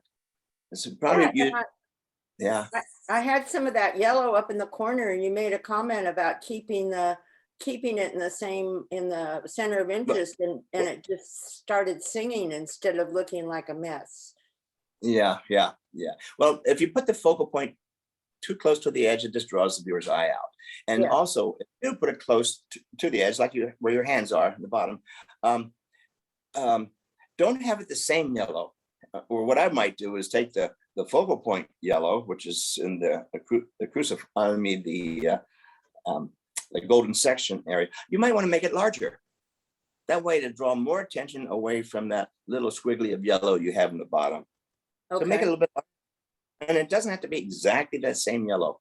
You might have some variations of that yellow. Just give you more painterliness and opportunity. Does that make sense? Yeah, that makes sense. Thank you so much. Okay, great. Well, let me address Terry, or we get back to my shot here or something. There we go. I want to address, I heard the word, I'm afraid I don't want to copy you. And this will be the last little thing that you'll talk about Yeah. before the water cleaning break. Oh, we have a break coming up. Yeah. Just a 5-minute break. Yeah, okay. Here's the thing about copying. Have you ever walked into a museum and saw a whole bunch of art students sitting in front of a John Singer Sargent with their little easel set up, and they're copying it? It's very legitimate. You'll learn about painting real fast because you get a little more focused and you see their brush marks, like a John Singer Sargent, whether it's a watercolor or an oil painting. Oh my gosh, that's when you really appreciate how you can paint the color to make it look like it's satin dress. or that kind of a thing, you're not cheating. It's a very fast way of learning how to paint. Because if you keep doing this after a while, you go off on your own. I hear this often, and thank you. Someone says, "Oh, I'm painting too much like Bob Burridge. I need to, I don't," I said, "Fine, you're okay. I'm not offended. That means you're doing your job and I'm doing my job." So guys, of course you're going to paint like me because that's what I'm teaching. You're going to send somebody else and they'll teach you a different way. Vive la différence, huh? So please know that, oh my gosh, I remember in my early days, I had all the books from Willem de Kooning and people like that. And I tried to copy him, which is possible, but I tried to. And then the comments I got, "Oh, your colors are just like de Kooning." Well, yeah, that's who I was copying, teaching myself to be a painter. You know, and so I do suggest this to everybody. Find a painter whose paintings you just absolutely love, really, and copy it. All right. You don't have to show it to anybody, you know, and it's your little secret. And let me tell you, if you learn copying a painting of an artist painter that you love, do it. You don't have to worry about selling it or anything like that. You're teaching yourself to paint. It's a very legitimate way of learning how to paint. So that's my comment. So thank you for the honor. That means you're doing your job and I'm doing my job. So yeah, copy me. You're going to go off. You'll go off someday. Don't worry about it, because that's what I'm teaching. All right. Oh, look at this. I think it's better. Did you show that to me before, Anita? Anita. Yes, I did. I added Yeah. a What little did you bit add of there? a Discord color to it. Yeah. You And, perfect. You made that focal point right in there. And smudged I it do with like black I like the amount of you might want to use less black. Now go back over some of that black with that blue, just so it's not, so that black doesn't become a hole in the painting. Okay. I tend to not have black because it becomes a hole. And so you can actually put a light coat of blue in some of those areas of the blacks. So it'll still be black. Keep the blackest black right at that center point where the yellows are coming out. And Like maybe right here? soft. Yeah. Keep that black because that's beautiful. Maybe Okay. one of the blacks that's coming, that one, yeah. Soften that one, or soften that one, or the one on the bottom right. Yeah. This Just one's more probably a blue on little top. Yeah. And watch what happens when you take some of that black, because now the black is in competition with the other black, because they're kind of basically the same footprint.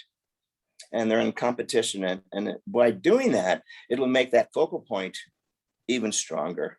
Does that make sense? Yes, and can I use a wet paper towel with the blue over it?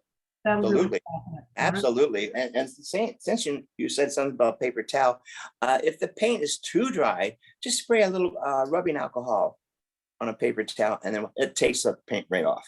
I use rubbing alcohol a lot in my work to take the paint away, and it gets it right back down to the original color. Okay. I mean, it's just what I do. Thank you. Let's take about a 5-minute break right now so Bob can put clean water and stuff like that. So we'll see you in about 5 minutes. And I might turn this thing around and different around and see where that goes. So this whole turning around. I'll see you back here in 5 minutes. Thanks. Excellent. And we're back. Give you all a minute or so to run back from the kitchen.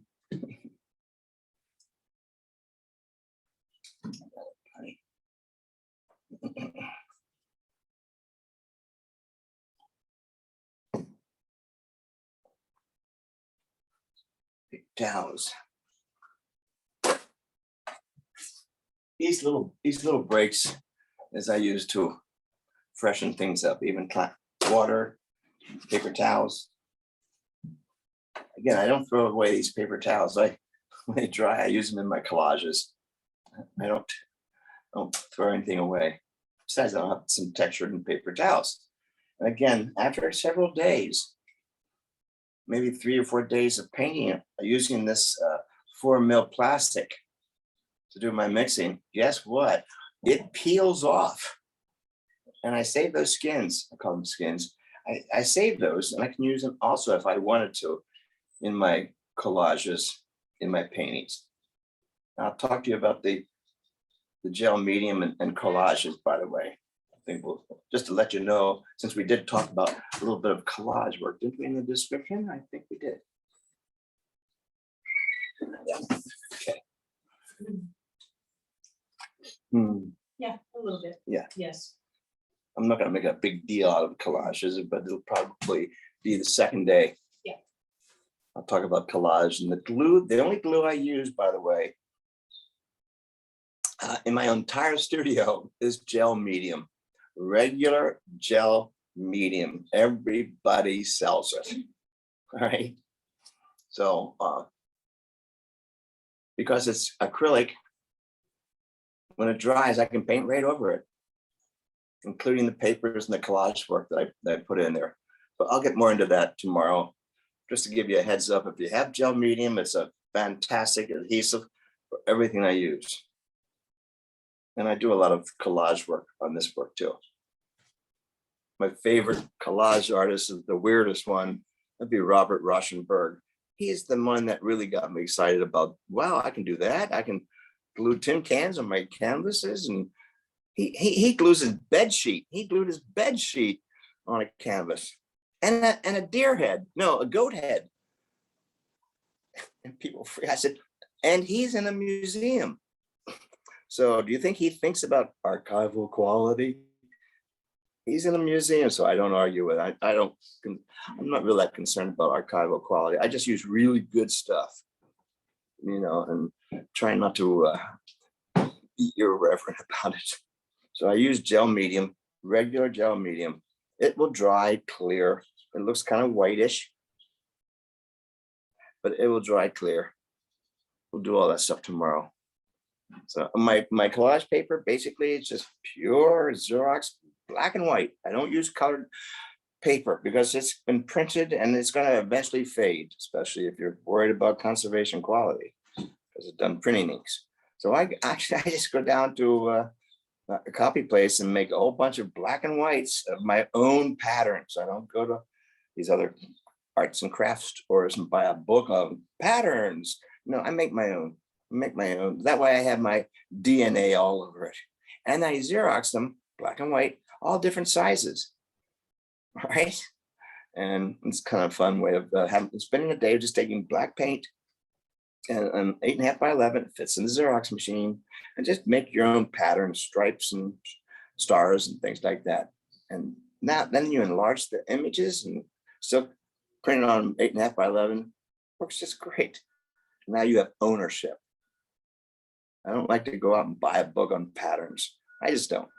That's somebody else's pattern. They're usually done on a computer, which is really cold for me.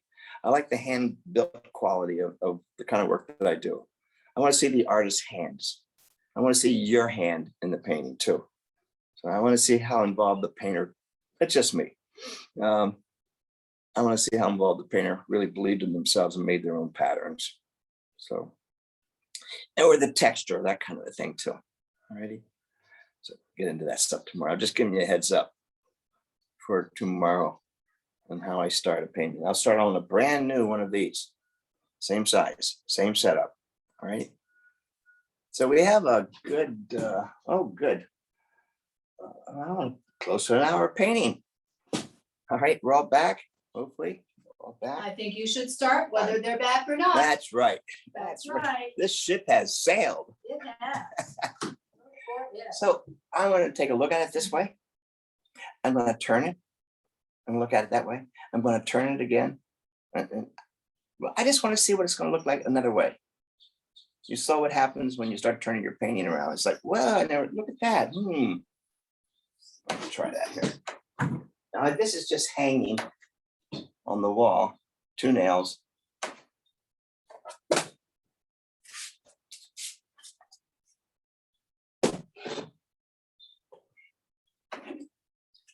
Look at that. There's too much attention down there off on the bottom left. Okay. Look first. Maybe the best the way I painted it. I don't know. Well, same problem. It takes me down and out. It takes me too down and out. It needs more paint anyway. But at least like to give it an opportunity. I like it better.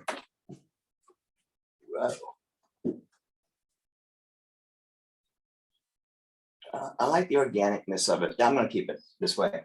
I always like to say, anyone who doesn't change their mind doesn't have one. So I'm just showing you what happens when you give yourself an opportunity. Just do what I call what if. What if I do this? What if I do that? I'm never sure of the end result. If you want to be sure of an end result, be a scientist, a physician, a surgeon. They have results, right? They go after. Okay, you don't want to create a surgeon. Let's try this and put the liver over here and just. So we have an opportunity to keep changing our minds a little bit. All right, and that's okay. That's okay. Now, the way I'm looking at it, this white area might be a little bit too much. So I'm going to make the white area maybe smaller, either by adding blue to on top of it, or making the red even bigger, like we talked about on the other painting. And then I'm just going to do some counter stuff going on over here. It's going to be a whole, I mean, I do like busy areas and quiet areas in a painting. I don't have it always screaming at me. I like that stuff too sometimes. I'll show you tomorrow what to do with a painting that's really screaming at you. When it's all, everything's noisy. But I do like the quiet areas. Here we go, quiet areas, and then the busy areas. And it's like, oh, it's too much. I need to come over here to rest. I'm going to get back into the ball game. I'm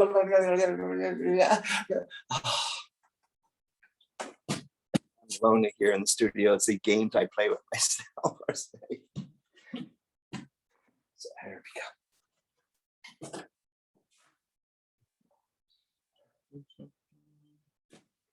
I might be working more on this blue too. And you have another question. Oh, good, thanks. How does he have the painting attached to the wall?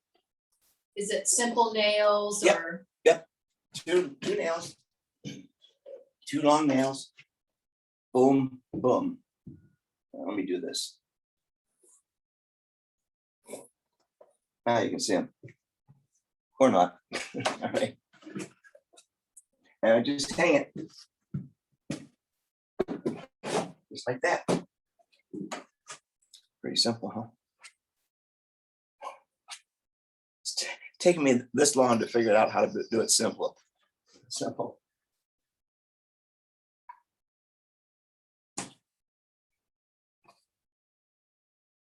All right, here we go.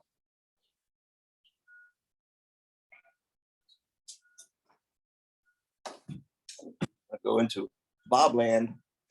Here we go. I'm going to mix some cobalt blue with a little bit of this opera. This gives it that periwinkle look to it. Oh boy.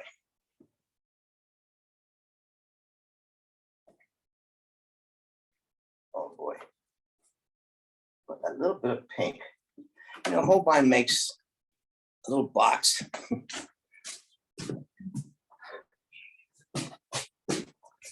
Called a luminous set. There's one left in there. But they have 6 different colors. Just to let you know. And it's 6 colors that are luminous. Everyone's different. They call theirs heavy body. Just to let you know. You open up and there you are. It's a luminous red. All right.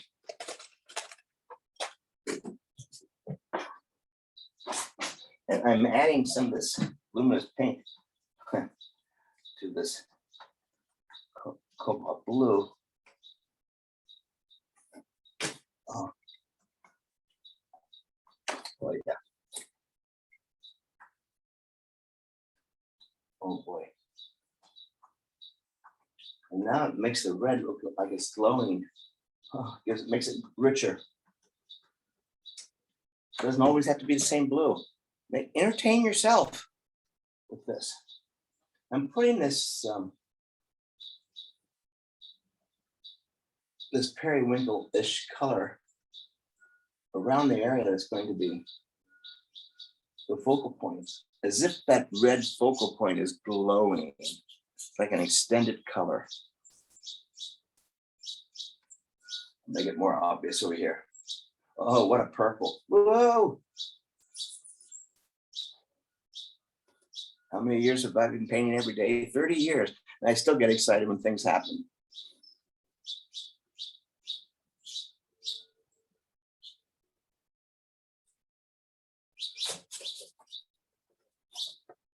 I'm scrumbling here a little bit. I want to make sure that it's not always the same blue.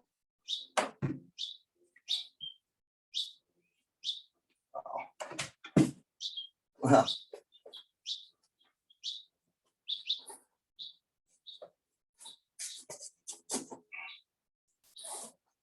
oh, it's such a beautiful blue.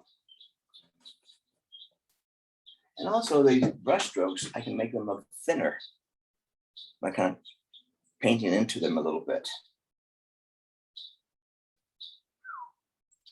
It's almost like dragging the color around. Wow. And I'm working on keeping this side simple, like I talked to you about. I want to have quiet areas, not always the same stroke thickness. Adding another layer of blue down in here. Oh. Gosh, this is fun.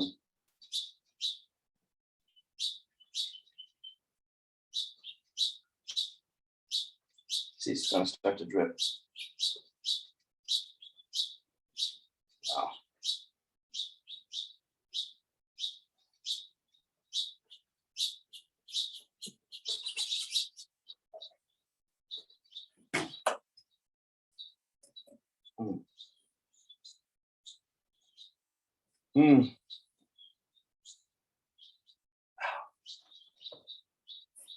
I'll tone this down a little bit.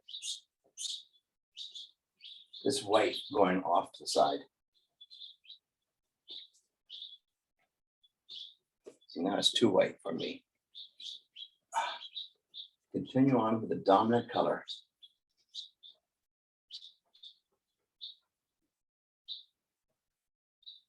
This is turning into the composition. If you look at my composition chart, it's all based on curves. I love organic kinds of things. Wow.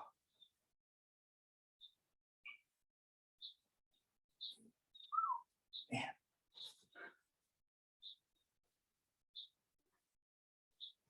Oh. One of the nice things about using a big brush like this, sometimes I have two colors on them, but I don't clean it completely in between colors.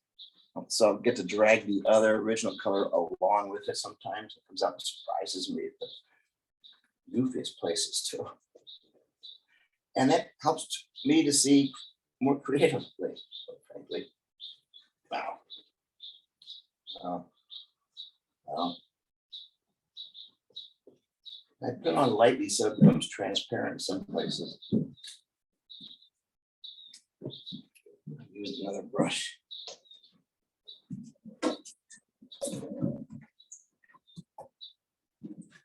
Yeah, kind of a yellow orange.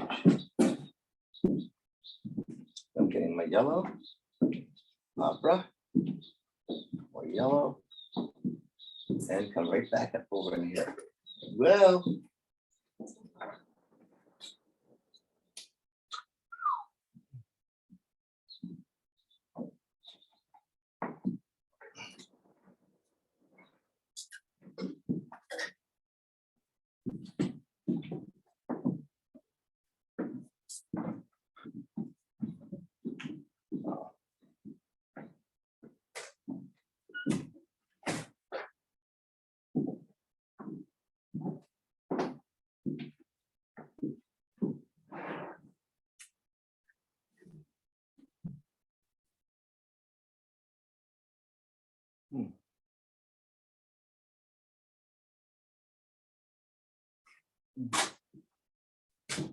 Yeah, over here a little bit more. Just a bit more.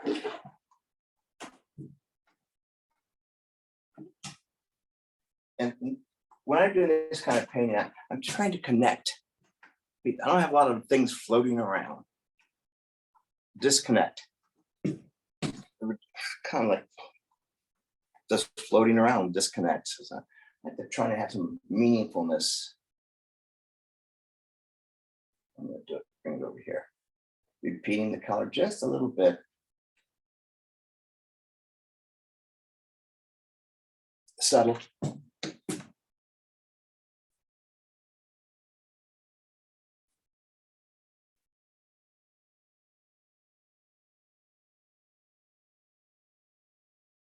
And again, all over. Don't stay in one place too long. I'm making this stronger by coming in with some black in here.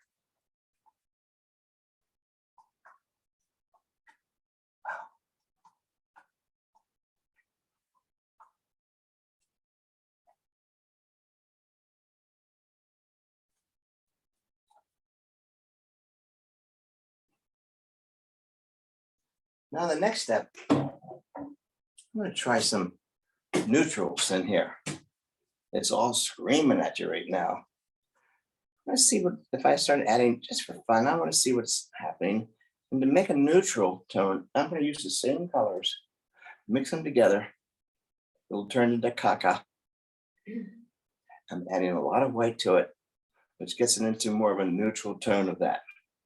And I can put it on here and it will work because I'm using the same colors. Gotta try that one too. So I'll try this. Blues.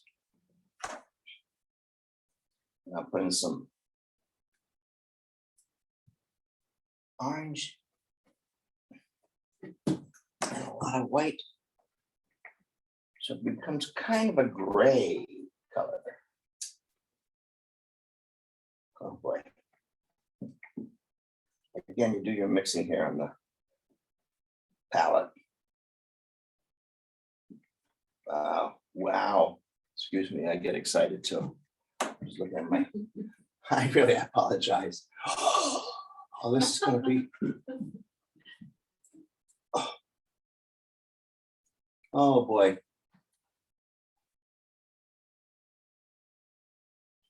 I'm gonna put the neutrals on the top. Let's see if I just do it on the top.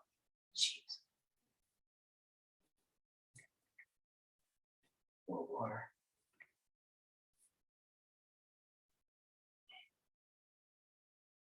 Oh boy.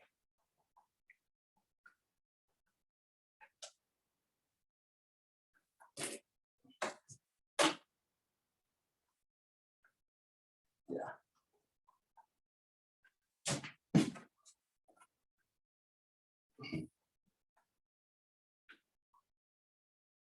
You know, it'll either work or it won't. It's called painting. The big shape, it looks like a liver. I'm not so sure about this right now. I can always come back. I don't want to come back. I want to move forward. Boy. Wow. I'm making some of this parts neutral. It really makes the other part like jump. So it's not in competition with itself, so to speak.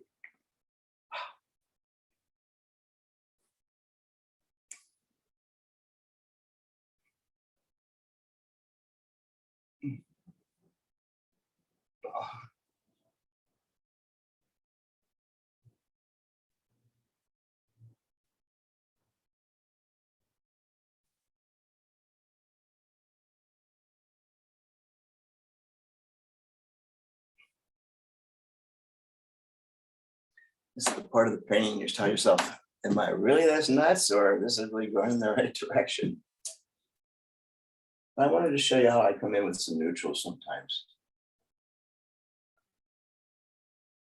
Boy, this painting has changed a lot, right? Don't leave the room. You'll come back, it's a completely different painting. Wow.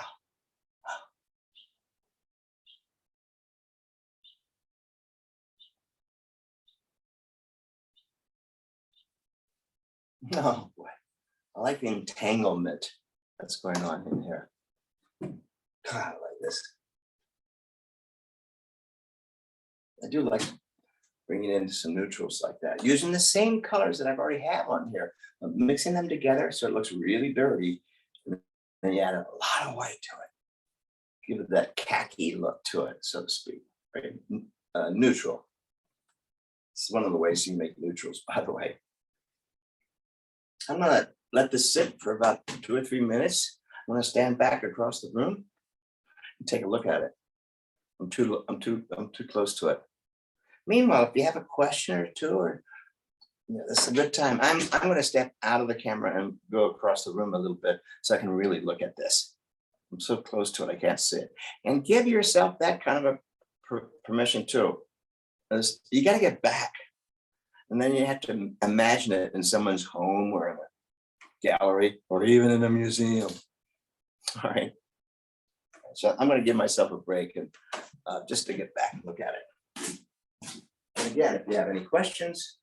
Go ahead and put questions in the chat for Bob and I'll make sure that he gets them.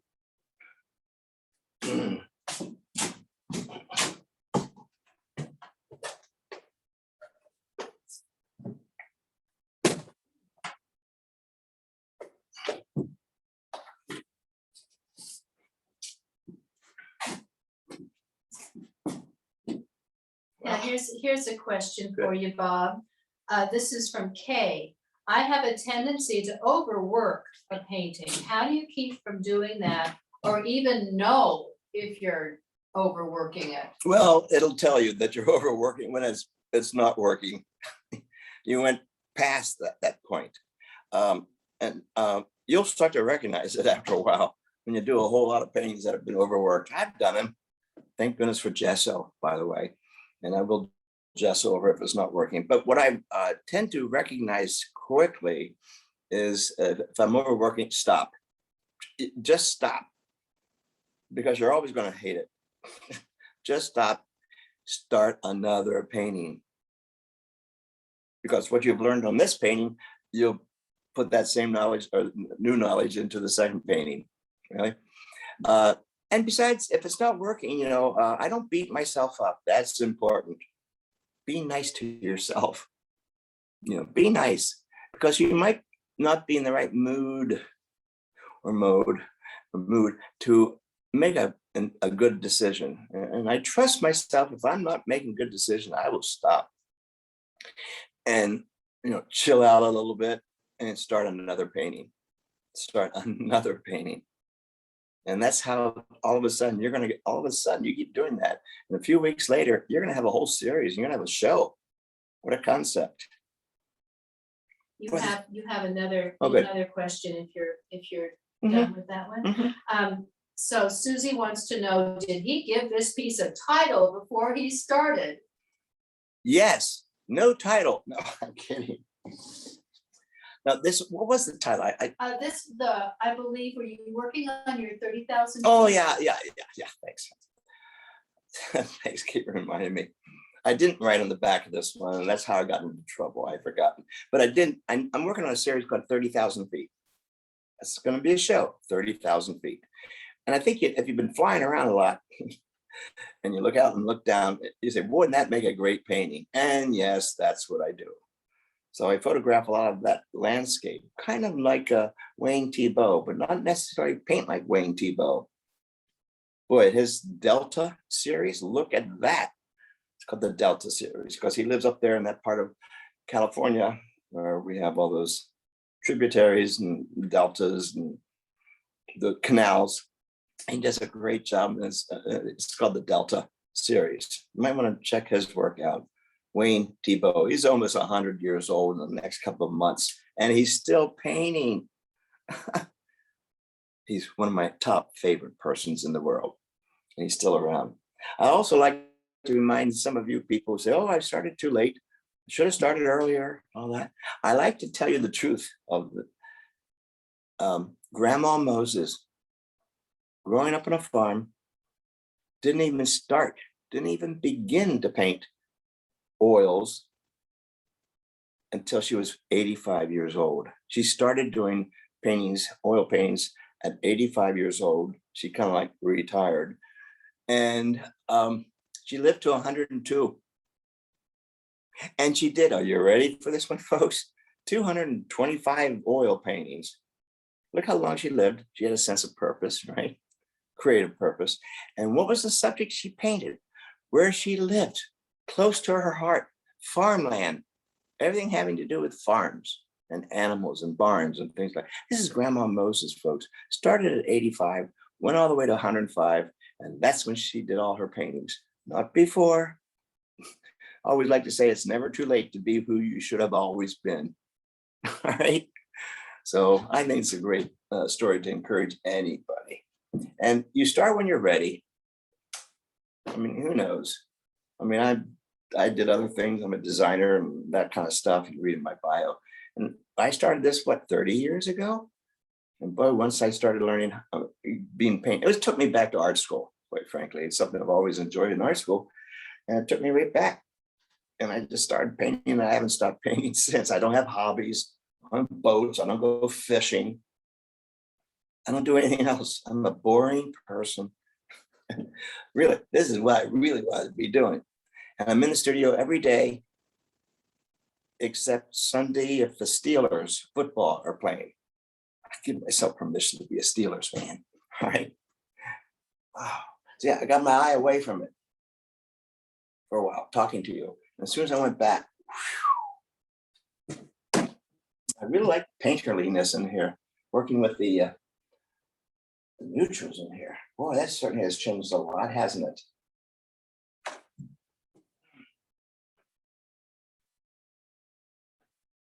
You know, it's a good thing if you're not so sure, you want to do something different, you're not so sure, take a small piece of watercolor paper, paint one of the colors that you're using. So you have 4 different colors, and move that paint, the paint chip around.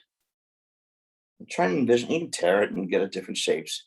Besides, now you have some nice pieces for your collages later on. You know, if you're not so sure, you want to try something, so paint a piece of paper of one of the colors that you're working with, and just stick it up there. Stand back and try to imagine, well, maybe I don't want to do that. So if you're not so sure, that's a great way of doing it without you messing up and making this all mucky. All right. I do like the strange energy of this stuff in this thing. I'm right back to where I started it. Yeah, I'm right back. So it was a stronger painting that way anyway. I like the neutrals in here. And I will need to let that dry, but I'm going to continue painting. That's what we're doing here today. I'm not going to wait. I'm not going to hesitate. Hesitation will kill a painting every time. Don't hesitate. It'll either be the right decision or not. That's what I like to say. You know, have to be sure of the end result. Don't be a painter. Be a bridge designer or whatever, brain surgeon. We like it when they have predictable end results. So Bob, Yeah. what I want to do is just then ascertain that your concept for this particular piece is part of the 30,000 feet aerial overview. Looking straight down. Now, And then- usually those aerial overviews have like fields that are square that go off into the distance. I'm going to do that one tomorrow. This one I wanted to be more organic, but it's still, I'm going to be using it also in my 30,000 feet show. All right, when I put it together. And so then the composition is the golden section. The golden section, and I'm going to put in some squares now on top of this to give it that landscape look from the air. Isn't it amazing flying over the middle of the United States or any part of where there's farming going on, how meticulous it is? I'm so impressed with the engineering and farming, and a lot of that stuff is done on computers and on tractors. It's pretty amazing, and it's impeccable. It's impeccable. They don't waste 1 inch of land. I have a lot of respect for farmers that kind of do this, and you know they've gotten the shaft a little bit here in the United States. But let me see what I can do. And then your color combination, the Right. dominant color is Blue at this point, yeah. I'm going to bring it back. I'm gonna bring it back with blue, just to see where I can turn this more of a looking straight down from 30,000 feet. So they do have as one of their handouts, the 5 Cs. Yes, I hope so. Here we And go. so that's right there. Mhm. And that's what Bob does at the beginning of his paintings, is just determine what the first 3 Cs anyhow, before actually painting. Yeah, so what's the concept? What's the big idea? Choose a composition, just choose one, right? And then what's the color combination? So I'll show you some small sketches. You're probably off camera, you may not be able to see it. So these are my, one was my neutral. This is a, funny, I just saw the name of it, aqueduct.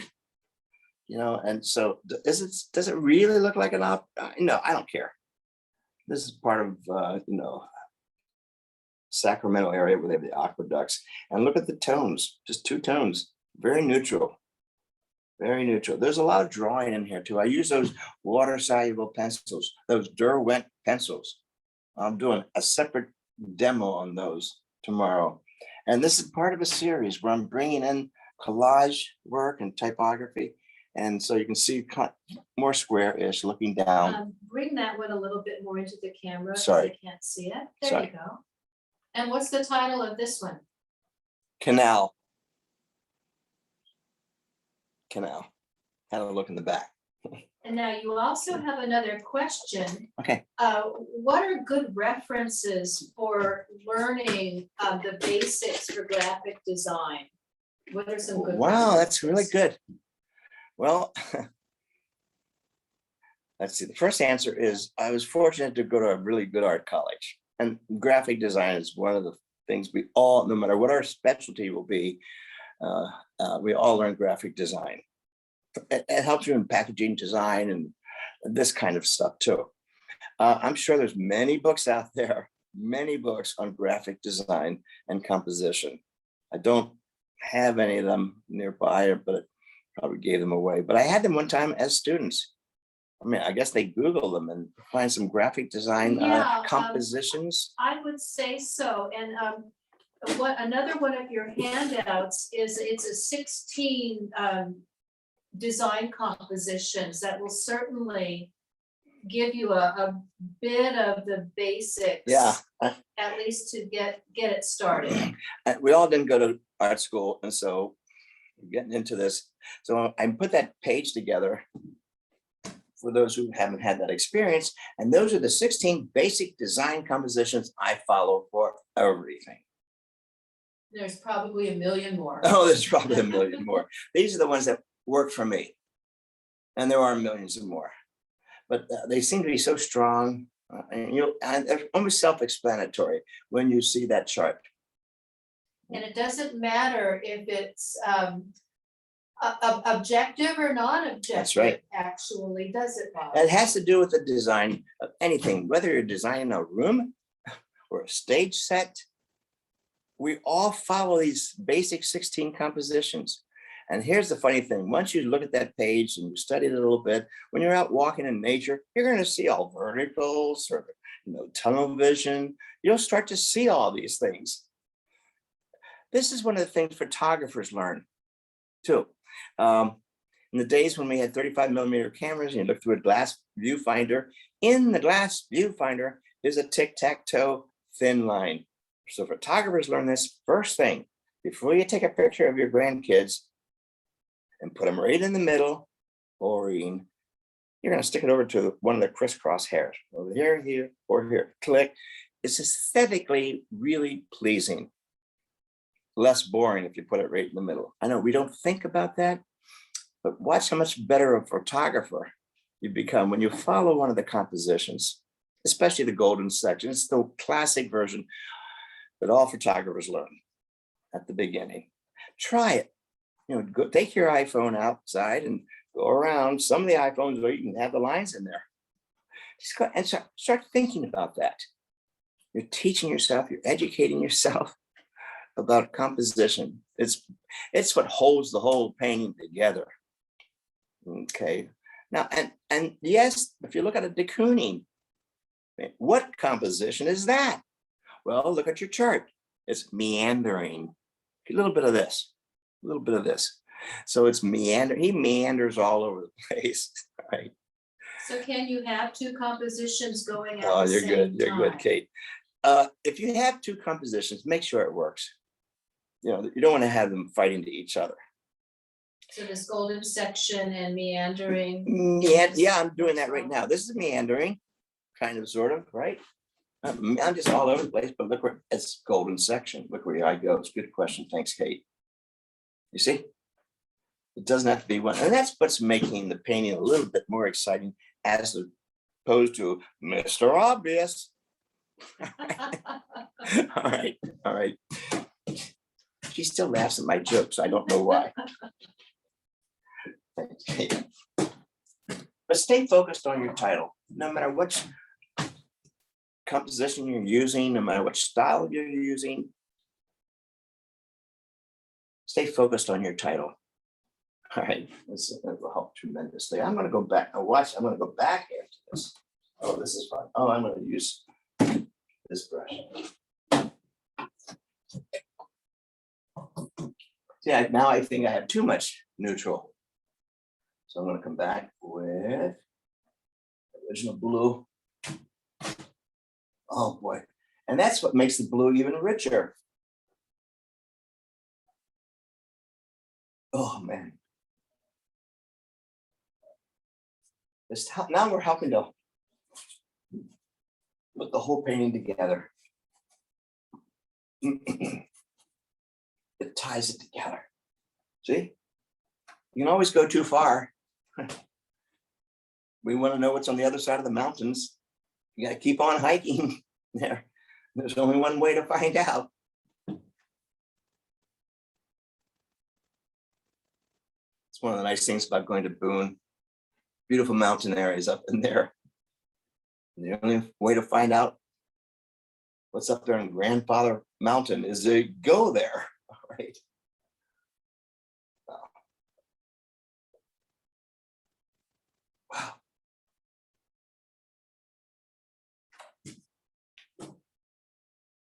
I'm going to make that more of a focal point by making it smaller. That will surprise you.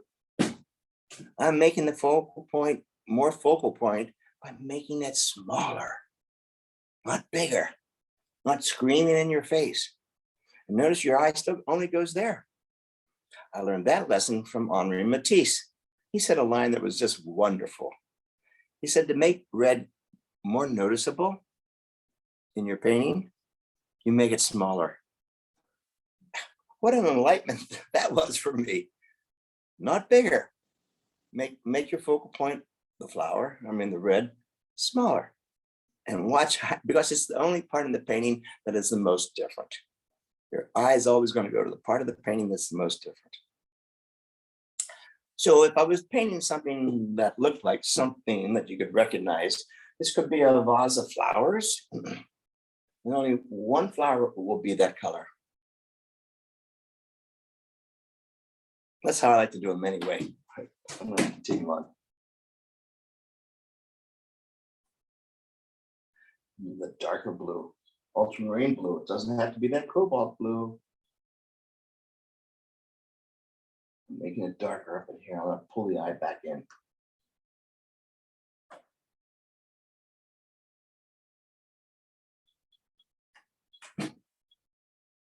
Whoa. Make it darker up in here even more.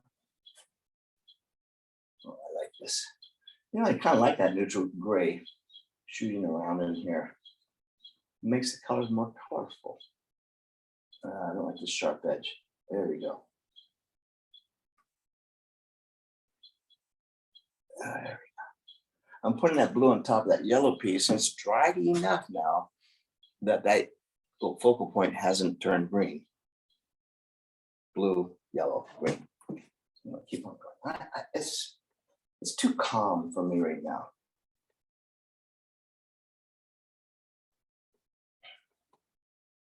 Leaving some of that blue in there, that makes it richer. Oh yeah.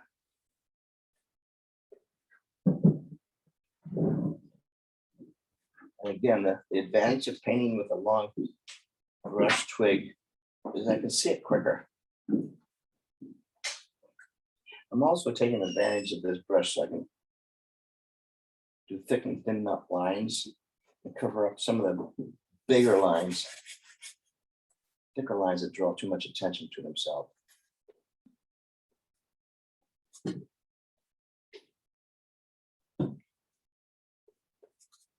It's becoming almost less busy a little bit in here. Not too much less busy. Oh yeah. I can do this. I want to see what this looks like. Yeah, sometimes I'll do this stuff just to see what it looks like if I do this. Yeah. Oh yeah. Something to hear. This is one of the things I love about painting, how the painting keeps changing. You know.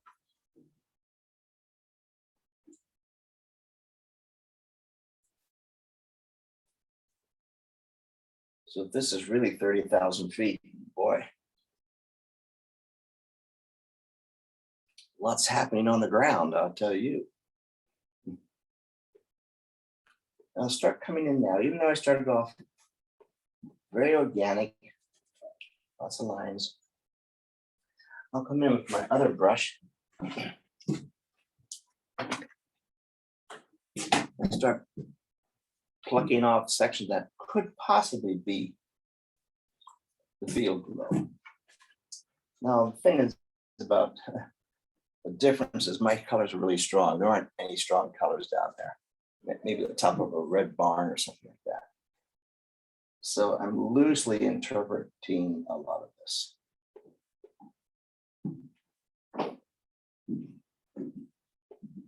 Here come the drips. Oh yeah.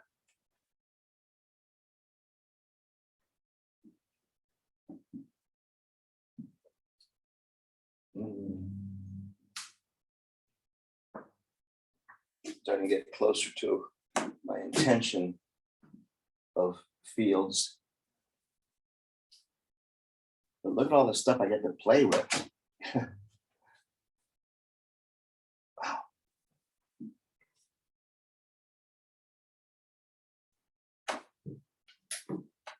So when it does drip like that, and I don't want to drip, because it's going to draw an awful lot of attention to it itself. And what do people see when they see a painting like this? Oh, look at the drips.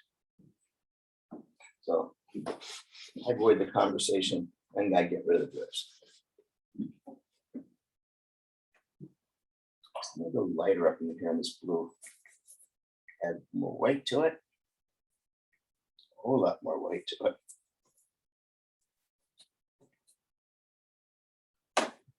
Oh yeah. Oh yeah. This will be nice.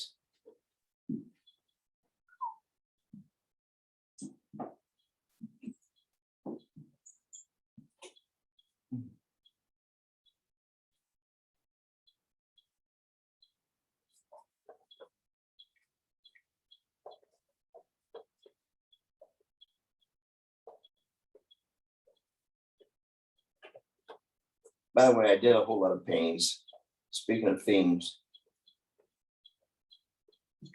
when that stupid boat got caught in the Panama Canal for several days. Wow.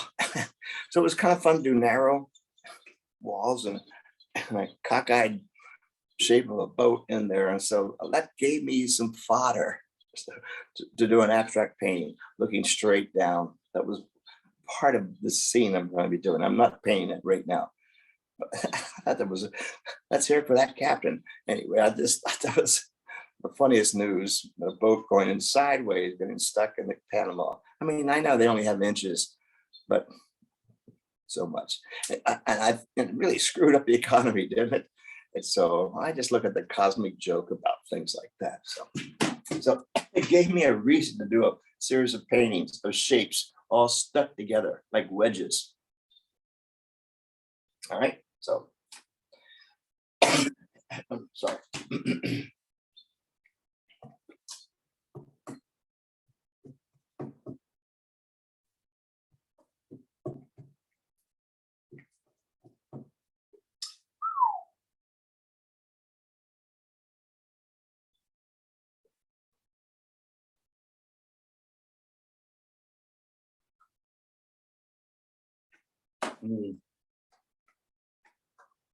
Go somewhere else.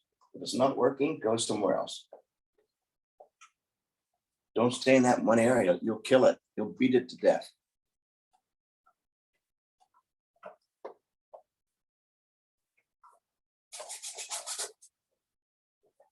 Putting the whole painting together now.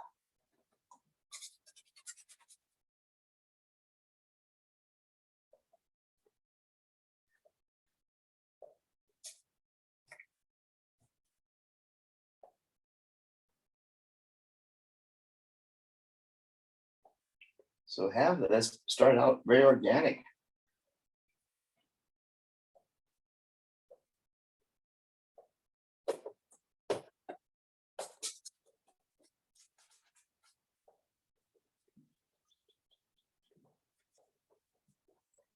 Again, I'm using a limited palette, but variations on a theme and the colors. I'm giving the viewers lots of pieces of information, by the way, on purpose.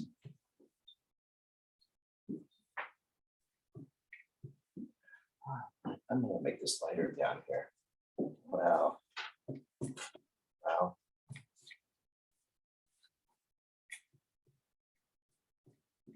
Yeah, the colors I want. No. Oh boy.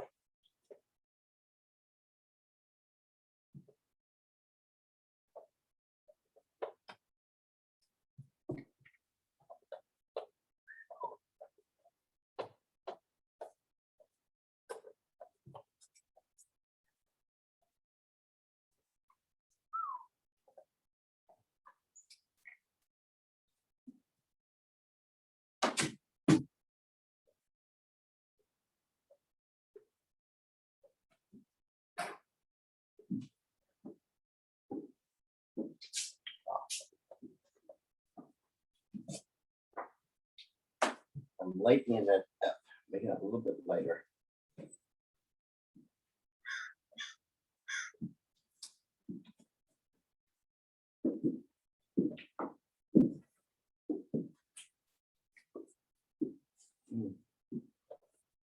Here's your quiet area.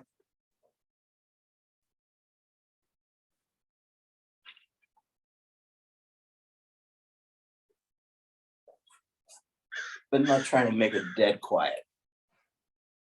Big difference.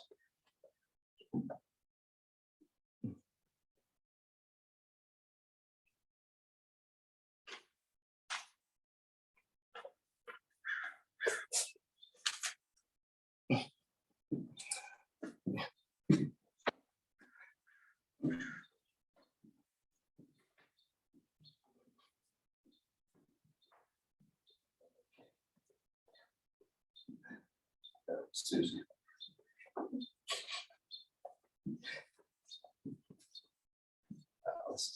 Oh.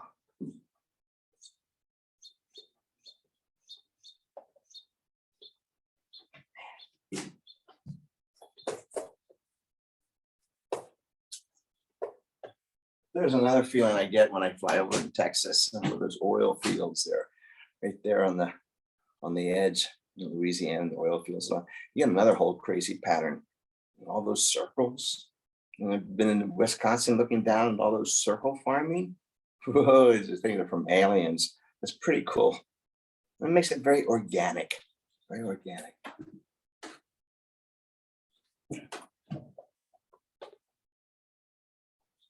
And when you start going walking and hiking and walking on the beach or wherever you live, you'll start to see these patterns.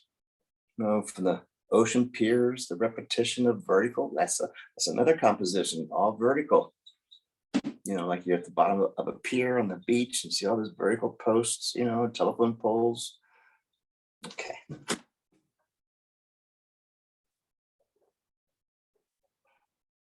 I'm just going to let this sit for a while because I want to look at it for a long time. This is when I will put it in my studio up on the wall there and think about it. Come in the next day. It's always different the next day. I'm fresher. Sitting in my studio with my coffee. How nice, huh? Nice luxury.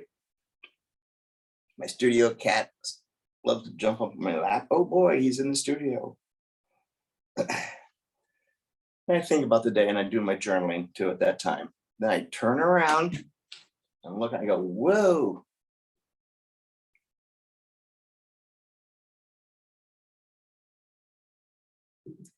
Where we're going with this one.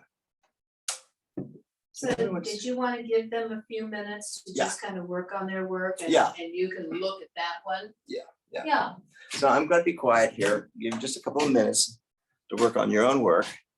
And then you're going to show me some. I hopefully you get to show everyone some of your work.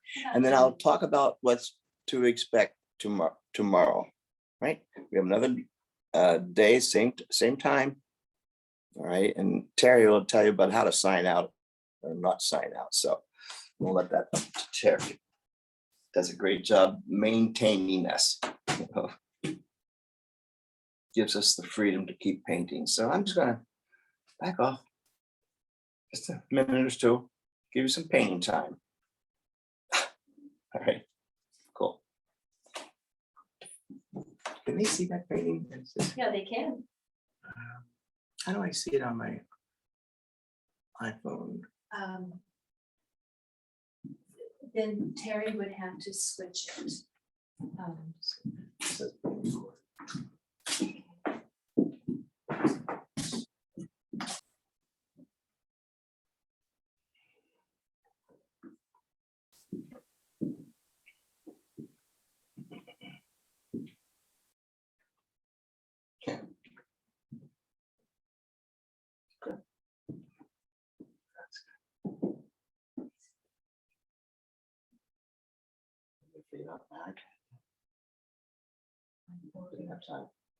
I don't put all the paint out. Start over again, Bob. That's right. So the question here now is, how do I keep my paints wet on the palette while I'm working? And especially if I take a break, a lunch break, you know, and I have, what I do, first of all, I don't put out gobs of paint because eventually after about an hour, it may skin over. So I'd much rather keep putting out fresh paint every 15 minutes or something like that.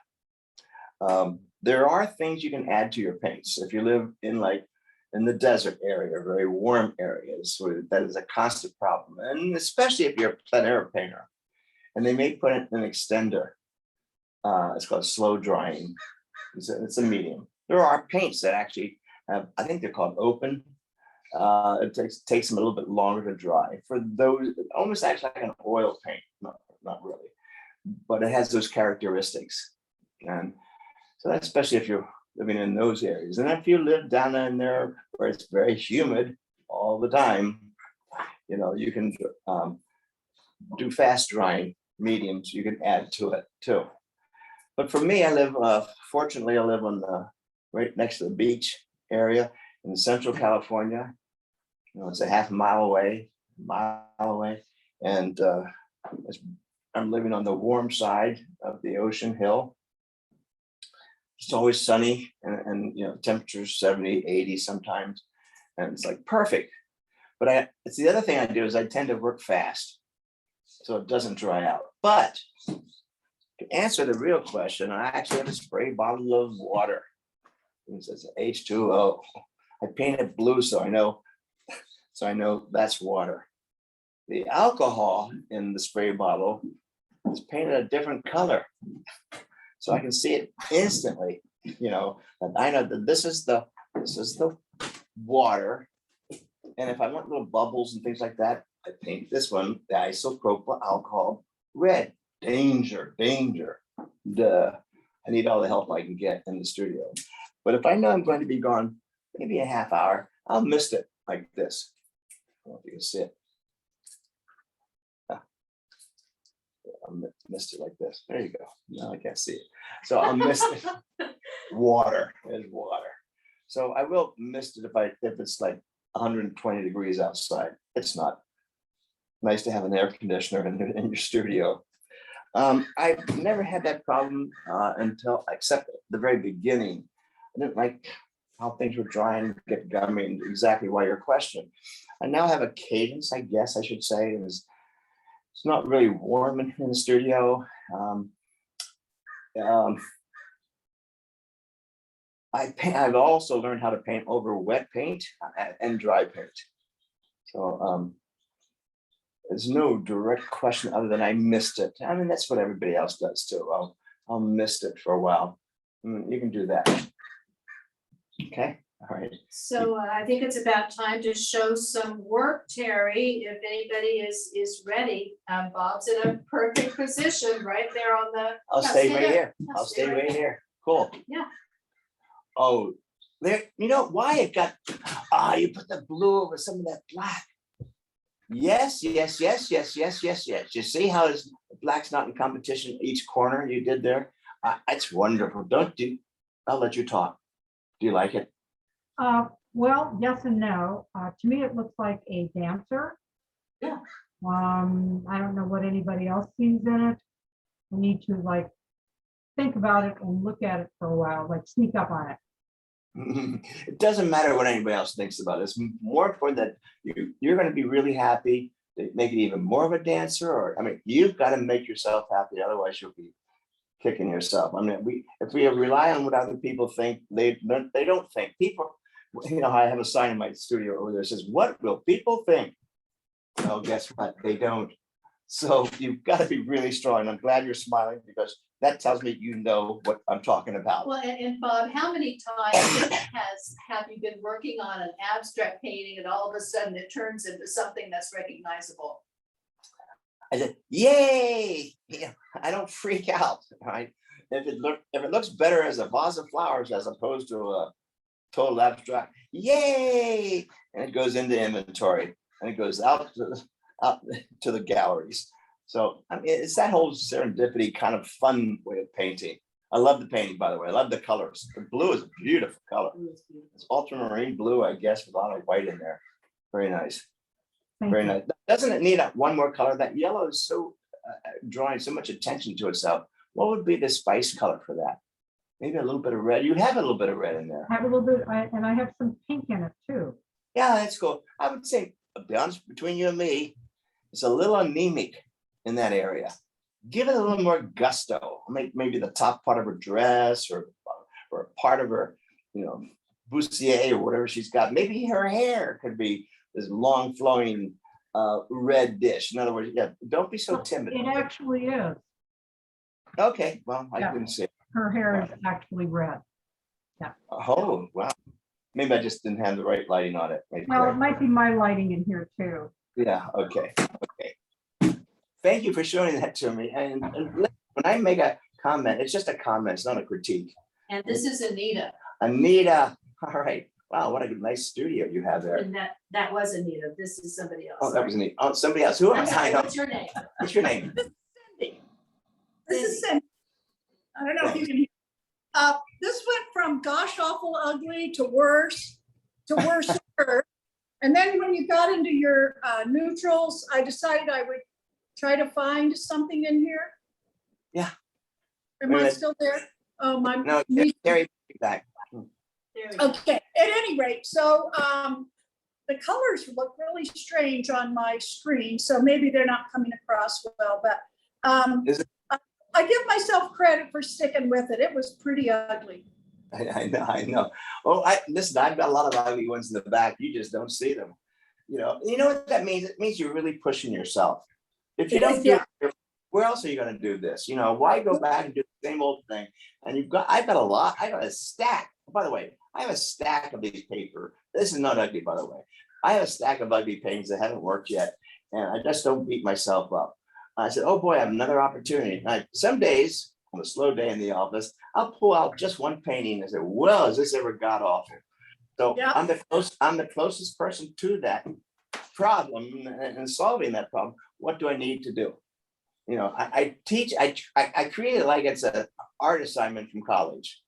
You know, the teacher gave me a god awful painting and my job is to turn it around. Actually, I like this painting. Yeah, I'm about to make a comment about this. I'd love to see that as a bigger painting. Yeah. And think about it. Yeah. You know, I like all that gray and just the focal point. It's right there. You know, you can see It's it. there.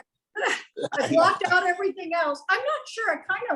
I kind of liked it one step before this, but like you said, I'm here to be out of my comfort zone, so. Yeah, exactly, exactly. This I is can- out.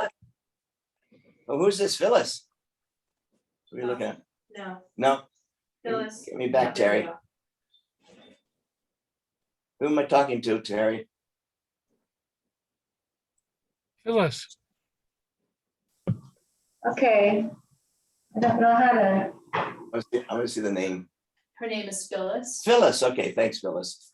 Wow, look at this, man, talk about organic. It looks like a seed pod of some sort with the things going on inside. What kind of a painter are you? You do make pieces, Phyllis? Well, it started out as a lot of nothing and it turned into something under the sea. Look like a seed pod of some sort, very organic. I like it a lot. I love the fact that the colors are not all super strong, you know, and this is Yeah, what I wondered if that was a problem because I usually like more contrast. So I'm thinking I need to have more contrast down here. if you want it. If you want I it. think I do. She does. Yeah, she does, then Yes. do it, then do it. Thank you for showing me the painting. That's great. Well, This is Diane. Diane. Oh my God, Diane, stop, stop, stop. Colors are so Wow. brilliant.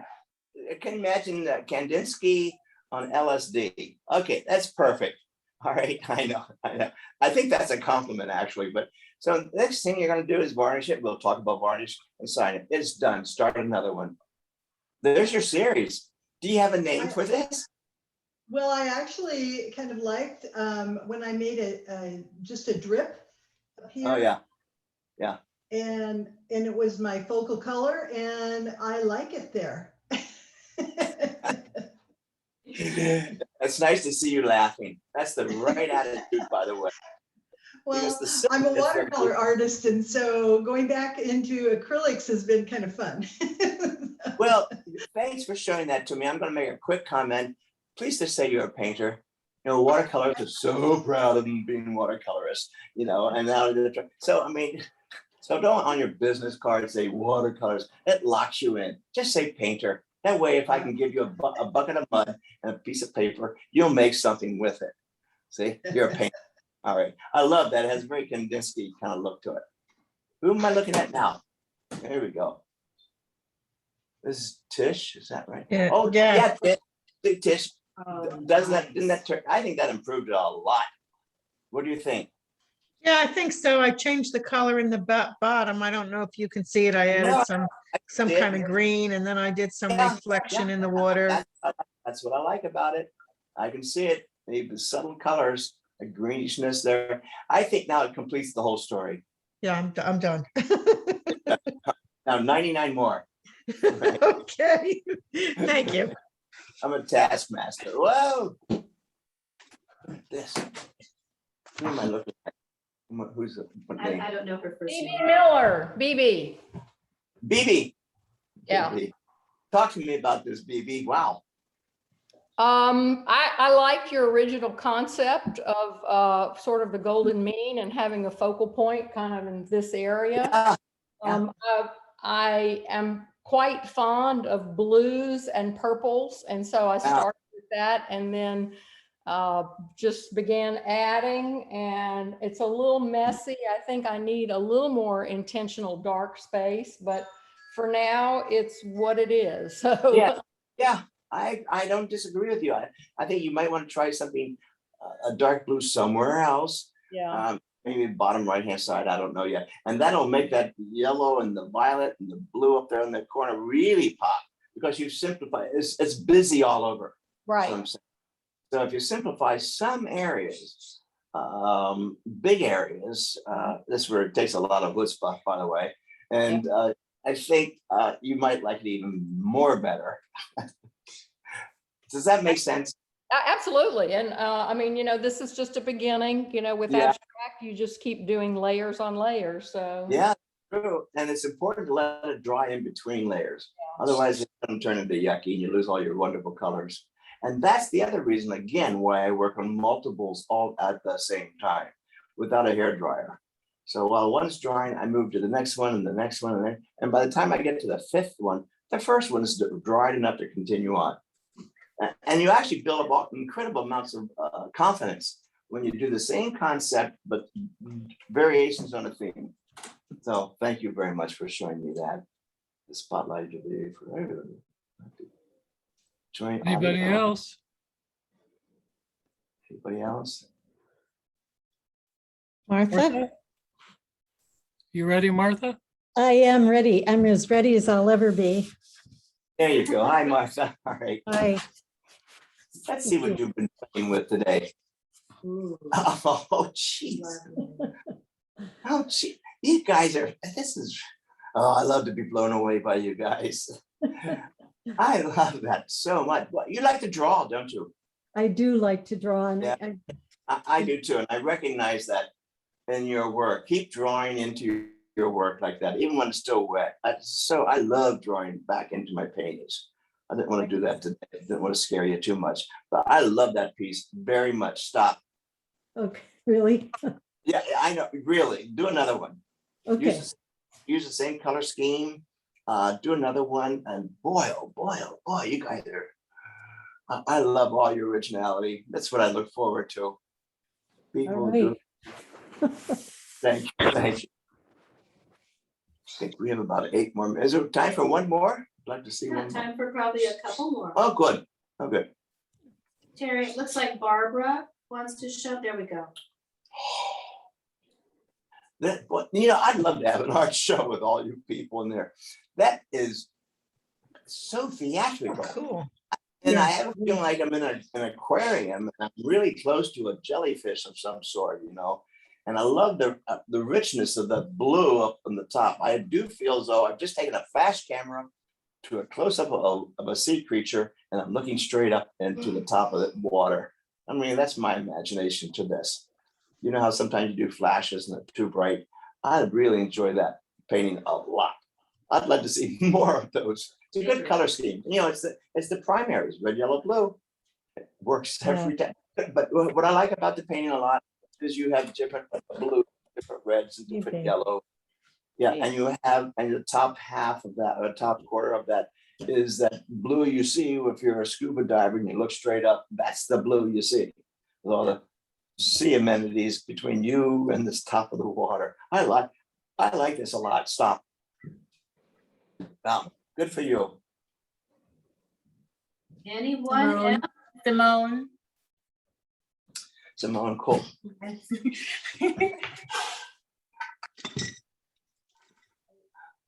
Okay, here comes Simone, Terry. Wow. It started to look like a window, so I added some brick effect, and here started to look like a tree. So I just put the same colors down here, like something falling, and a foot of red shoe. I have a fetish for red shoes. I'm imagining all kinds of titles for this. Like, I'll leave the light on for you. I'm on the second floor watching TV. And Wow. Outside, I mean, I've seen that kind of a glow from the side of a home or a building or a wall, and a little bit, and that's all you need, just a little bit of that red down there. Yeah. Just to, it's a mysterious painting, and that's what I like. And that's what I like about it. It just reminds me of that isolation, that person up there might be a person behind that window. I see it as a window, and I'm imagining all kinds of stories with it. Wow. At least that's what I want. That's what I'm going for. That's exactly what I was thinking.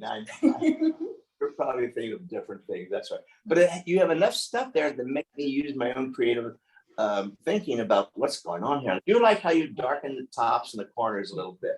It helps to hold the viewer. Listen up, everybody, how you made the bottom dark, a little bit of the sides, something up there. It allows you to stay focused in the painting, and you don't bring that blue all the way to the very edge. It would drive me right out of that painting. Yeah. Does that make sense to you? Yes, it makes sense. Thank you. You've been painting for a while. I can tell you know something about painting. It's pretty nice. Very nice. Thank you for being in my workshop, by the way. I love it when I get professional people in here who are trying new things. I So, think we have time for one more before Bob's gonna talk about what's going on tomorrow. all right. Anybody? Anybody? If you don't get a chance today, you will certainly get a chance on the second and also the third day. Yeah. Yeah.